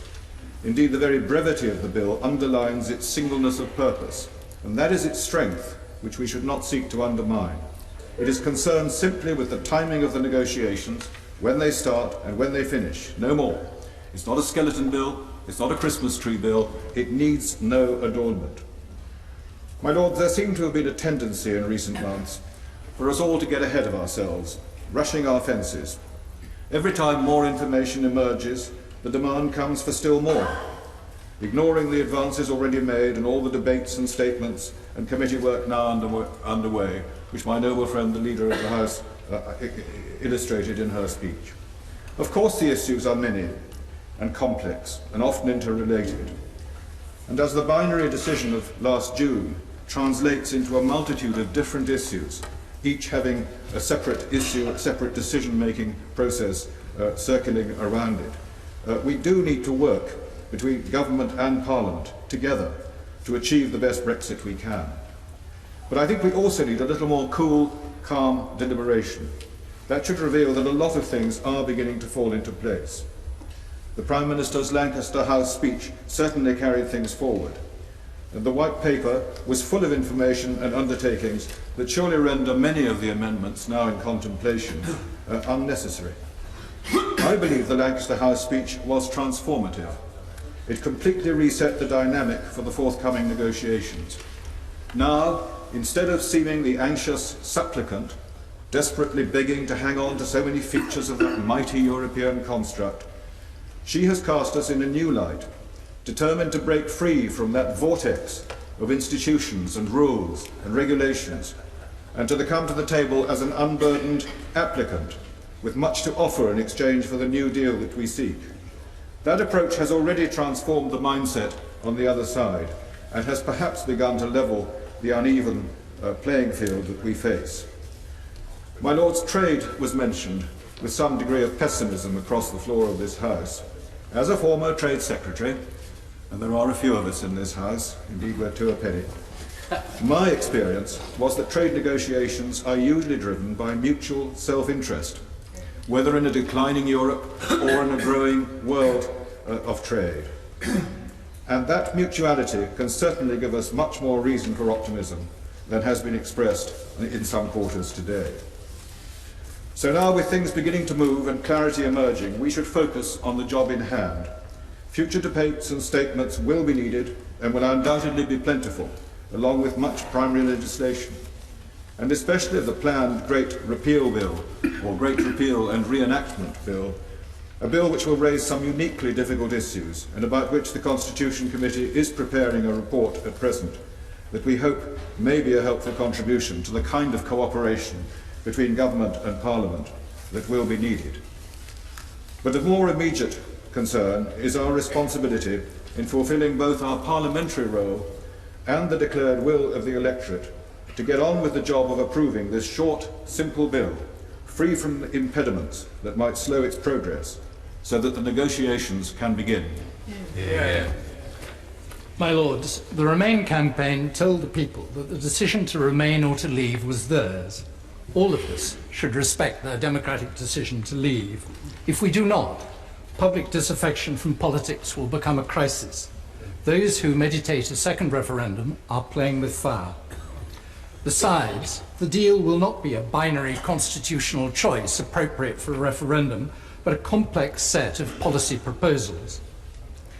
To take back control must mean Parliament asserting its right and duty to invigilate the process of withdrawal and to give or withhold consent, whether by resolution or by legislation, in good time to the government's proposals for new terms of our country's relationship with the EU. The government was foolish to try to bypass Parliament. It's even more regrettable that they appealed the High Court's decision, depriving Parliament of proper time to debate this legislation before the March deadline. Ministers from now on should be as candid with Parliament as the state of negotiations permits, while Parliament should not seek to constrain ministers unduly or jog their elbows. All of us should be intent on healing the wounds opened up by the referendum. It is no way to reunite the country, to introduce new grammar schools, slam the door in the face of child refugees, use EU residents as bargaining chips, and threaten to turn Britain into an offshore tax haven. My Lords, I want to argue that the two great fears of Remainers are ill-founded, that Brexit will be a disaster for liberal values, and that Brexit will make our people poorer. I voted for Brexit precisely because the EU is both undemocratic and failing economically. The twin faults of the democratic deficit and crassly constructed monetary union are fueling public anger and revolt across Europe. The structures of the communities created after the war and inherited by today's EU were intended, if anything, to insulate decision-making from democracy, following the catastrophic perversions of democracy in the 1920s and 30s. In our time, the democratic deficit is provoking extreme reactions among populations who are aggrieved by the depressed conditions of their lives and feel that they are not effectively represented in the political structures of the EU and that they are ignored or disdained by unaccountable EU elites. Democracy has been trampled upon by the hierarchs of the EU. In Greece, the Syriza government, elected on a platform of mitigating austerity, has been coerced by the Eurogroup of finance ministers, the ECB and the IMF, into abandoning its commitments to Greek electors, and serious suffering has been inflicted on them. In Italy, the replacement of Berlusconi by a technocrat selected in Brussels, Mario Monti, led to the rise of the Five-Star Movement and the defeat of Renzi in the constitutional referendum. The fiscal compact of Merkel and Sarkozy wrecked Hollande's presidency of France and paved the way for the surge of the Front National. Reaction to an EU perceived as alien, undemocratic and overweening led to the rise of UKIP in Britain. Outside the EU, we in Britain will be free to make our own policies on immigration, workers' rights, the countryside, free to legislate on all matters as we judge fit. We will have the opportunity to re-engage our people in a revitalised parliamentary democracy. The referendum was both a great exercise in democracy and a low point in politics. Both campaigns were conducted without scruple, weaponised disinformation on the one side, alternative facts on the other. No wonder people think politicians are all liars. We need to rehabilitate politics. May we hope that leavers will resolve to appeal to the better rather than the baser part of human nature, while Remainers will forswear condescension and the identity politics of metropolitan liberalism. The EU is failing economically as well as democratically.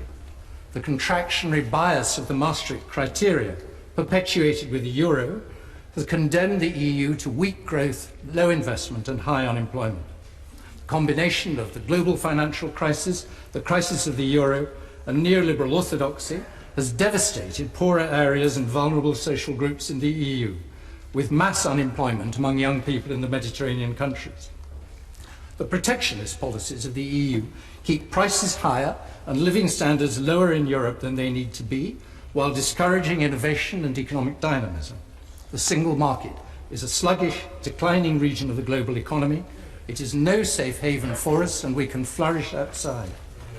Tim Cook, CEO of Apple, said the other day, "I'm not saying there aren't going to be some potholes in the short term, there are, but if you look beyond those, the UK is going to be just fine.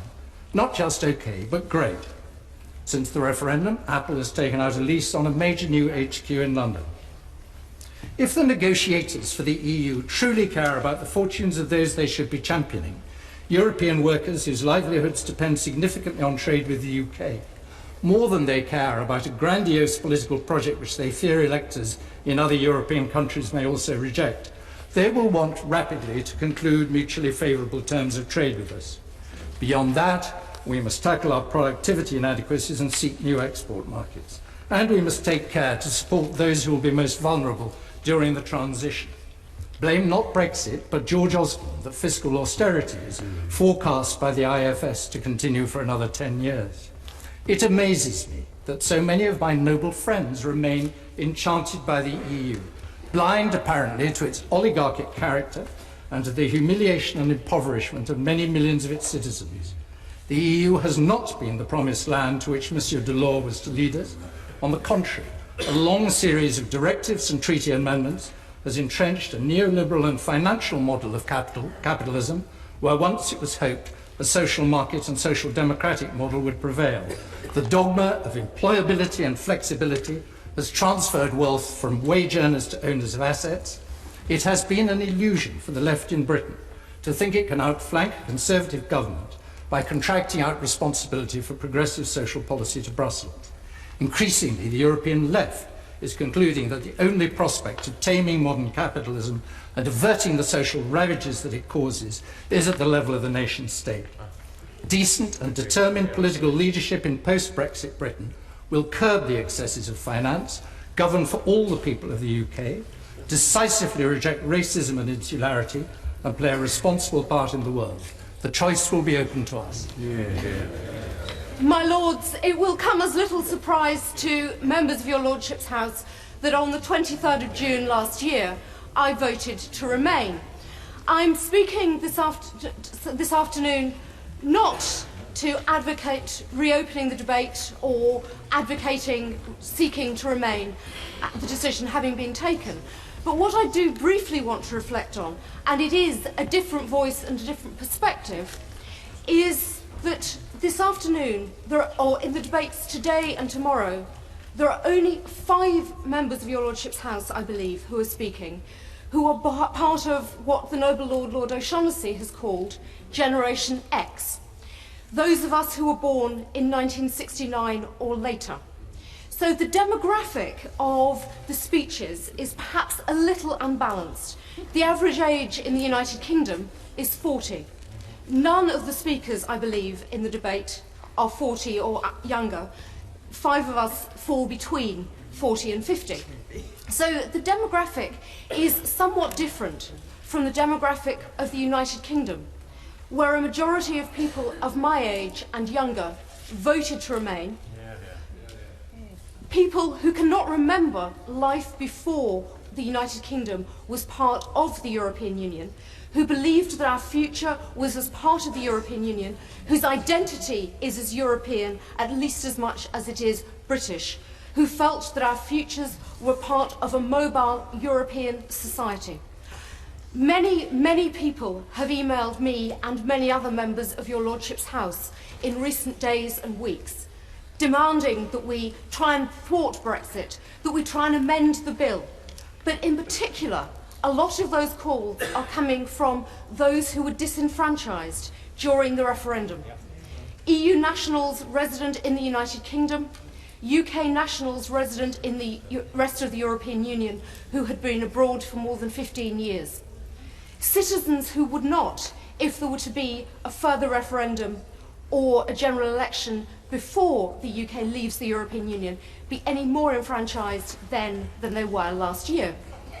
So, my Lords, there are many people currently in the United Kingdom whose rights need to be thought about and secured.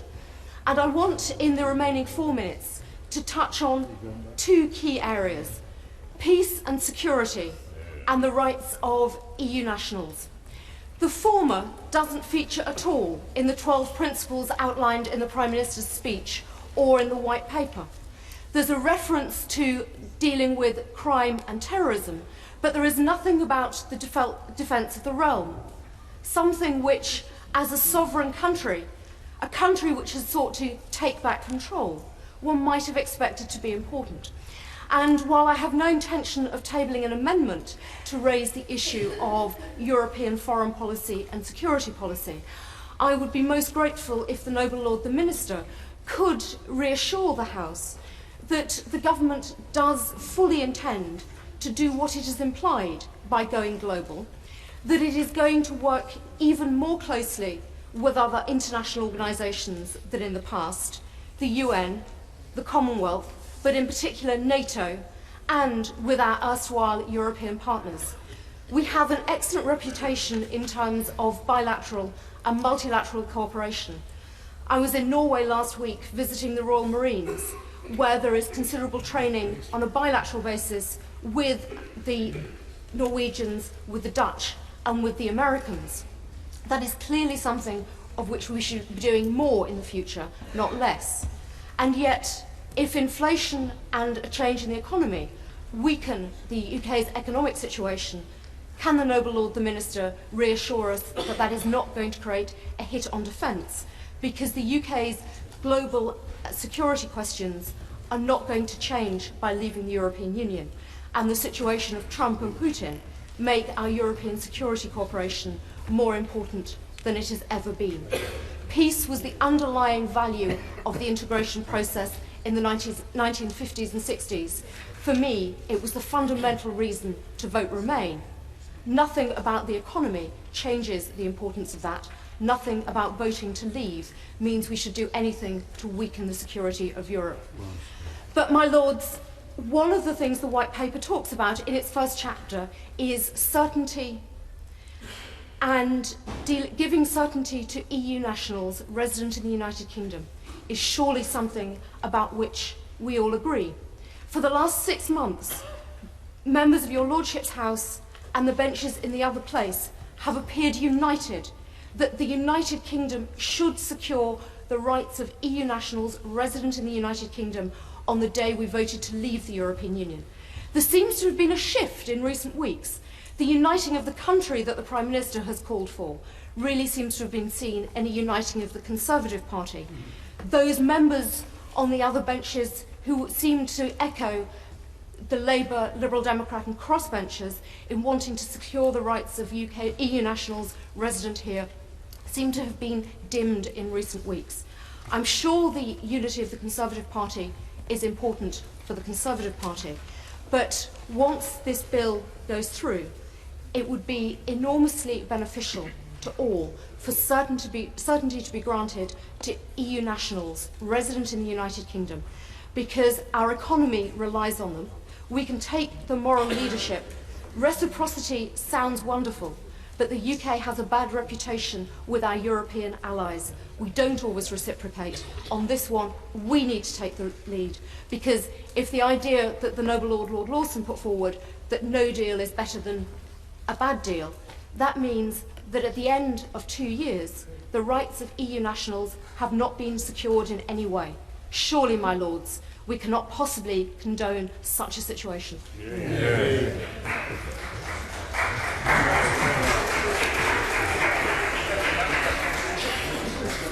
My lords, I was a passionate Remainer, but I will vote to pass this bill without a moment's pause, for we simply must respect the people's choice. However, my lords, we are woefully underprepared for the gigantic challenges ahead. The White Paper, I thought, was shockingly flimsy, complete with its correction slip. It was as flimsy as the paper it is printed on. 300 to 400 bland words on immigration, for instance, and a host of questions about matters like sectoral impact that should have been answered long ago. Second, my lords, we are woefully over-optimistic. We are in a weak, not a strong negotiating position. It is in the EU's overall economic interest to negotiate a bespoke deal with us that facilitates free trade. But politics, I think, is going to trump economics. Some of the 27 countries on the other side of the table have very different priorities, my lords. Most will not want to see us benefit from exit and incentivise future breakaways. Some will put a spoke in the wheel for their own domestic reasons. For example, Spain's concerns on Gibraltar may affect the multiple freedoms our airlines currently enjoy in Europe, worth a whopping £60 billion a year to the UK economy. Some European countries will be opportunistic and will look for advantage. I have a good friend working for the French authorities to facilitate the transfer of financial services from the city to the Ile-de-France, and I personally know of one major British bank which is actively exploring moving half of its workforce out of Britain. The EU27 represents 44% of UK trade, but we are just 8% of theirs. We need a deal far more than they do. So no one but no one, my lords, can predict the outcome with any confidence at all of such complex multi-party negotiations. Third, my lords, we appear woefully blind to the risks we are running. There are 3 roughly equal trading blocs in the world in North America, Asia and Europe. But trade halves as distance doubles.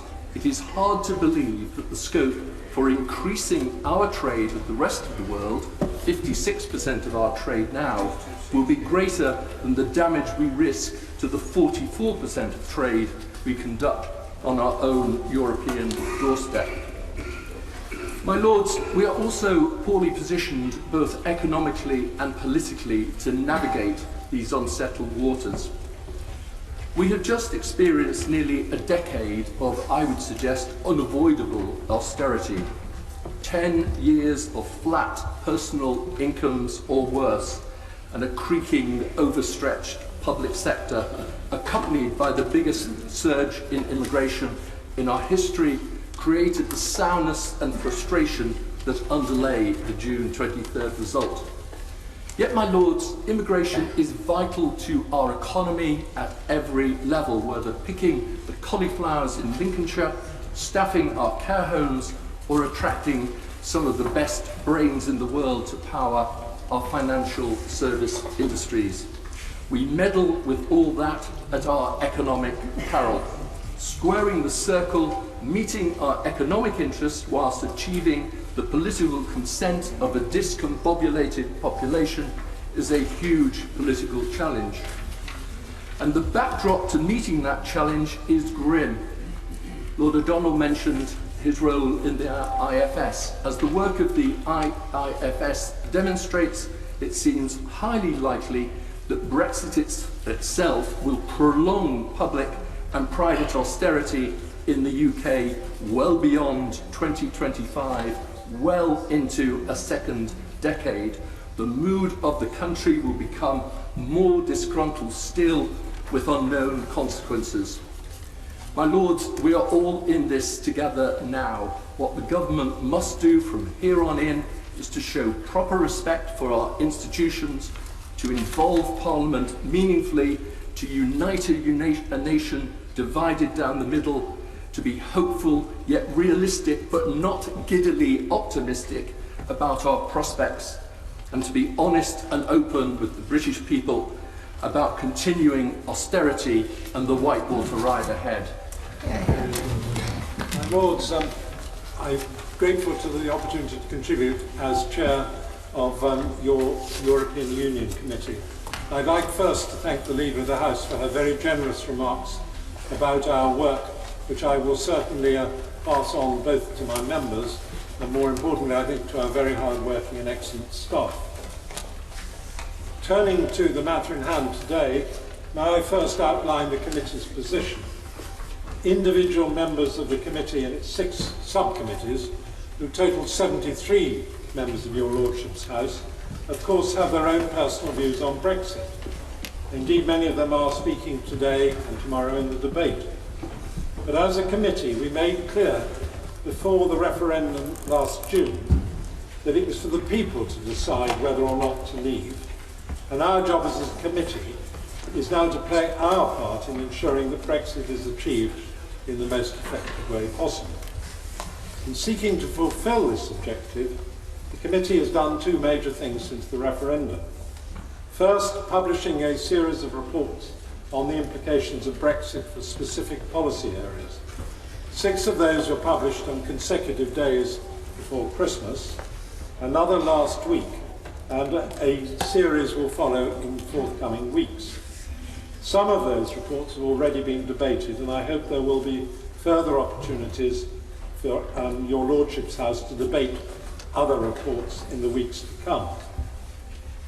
Accurate information, analysis, scrutiny and transparency, and of course impartiality, are our watchwords. And it is governments and the public's best allies in making a success of Brexit.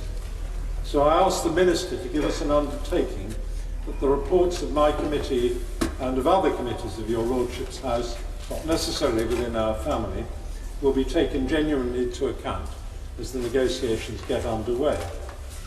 Secondly, we have consistently stressed the importance of full parliamentary accountability during the negotiations themselves. We all understand by now the principle of no running commentary, and as a committee we accept that parliamentary micromanagement of the process would be inappropriate. But more and more accountability, neither is mere accountability after the fact sufficient. It's not enough that Parliament will get a vote at the end of the day in early 2019 presented with a take it or leave it offer. Take the deal, however bad, or take the catastrophic consequences of a forced and disorderly Brexit. Consent must be earned over time and by dialogue, so the government needs to embrace scrutiny and provide a regular, appropriate flow of information to parliamentary committees throughout the negotiation. The government, to be fair, appears to have conceded this point, though in slightly oblique terms, by offering Parliament at least as much information as is to be made available to the European Parliament. But how much information that will be in practice remains to be seen, and we now need specific concrete commitments. The government should heed the words of Sir Ivan Rogers in his evidence last month to the House of Commons European Scrutiny Committee, when he described Brussels as, quotes, very leaky, and said, "You should all expect an awful lot of this negotiation to be conducted very publicly." I think the government would be wise to make a virtue of necessity and involve Parliament fully in the process from the outset. Reverting to our report, we also argued that both houses should have an opportunity to approve the government's negotiating priorities before Article 50 is triggered. It doesn't appear that this will in fact now take place. I regret that. It's a missed opportunity, and I hope it's not to be the first of many. Turning to the bill, it has of course just one objective: to authorise the Prime Minister to make a notification of withdrawal under Article 50. That objective is of course entirely consistent with the outcome of the referendum, and therefore, whatever my personal views of the outcome, I must support the bill. As a non-affiliated office holder, I have not voted in any division since my appointment, nor will I take part in any votes on individual amendments to the bill, the merits of which are matters of political judgment. But I repeat, the people of the United Kingdom have spoken, and it is incumbent on all of us to play our part to ensure that Brexit is delivered in the most effective way possible. Therefore, as Chairman of the European Union Committee, I feel obliged to support the government in giving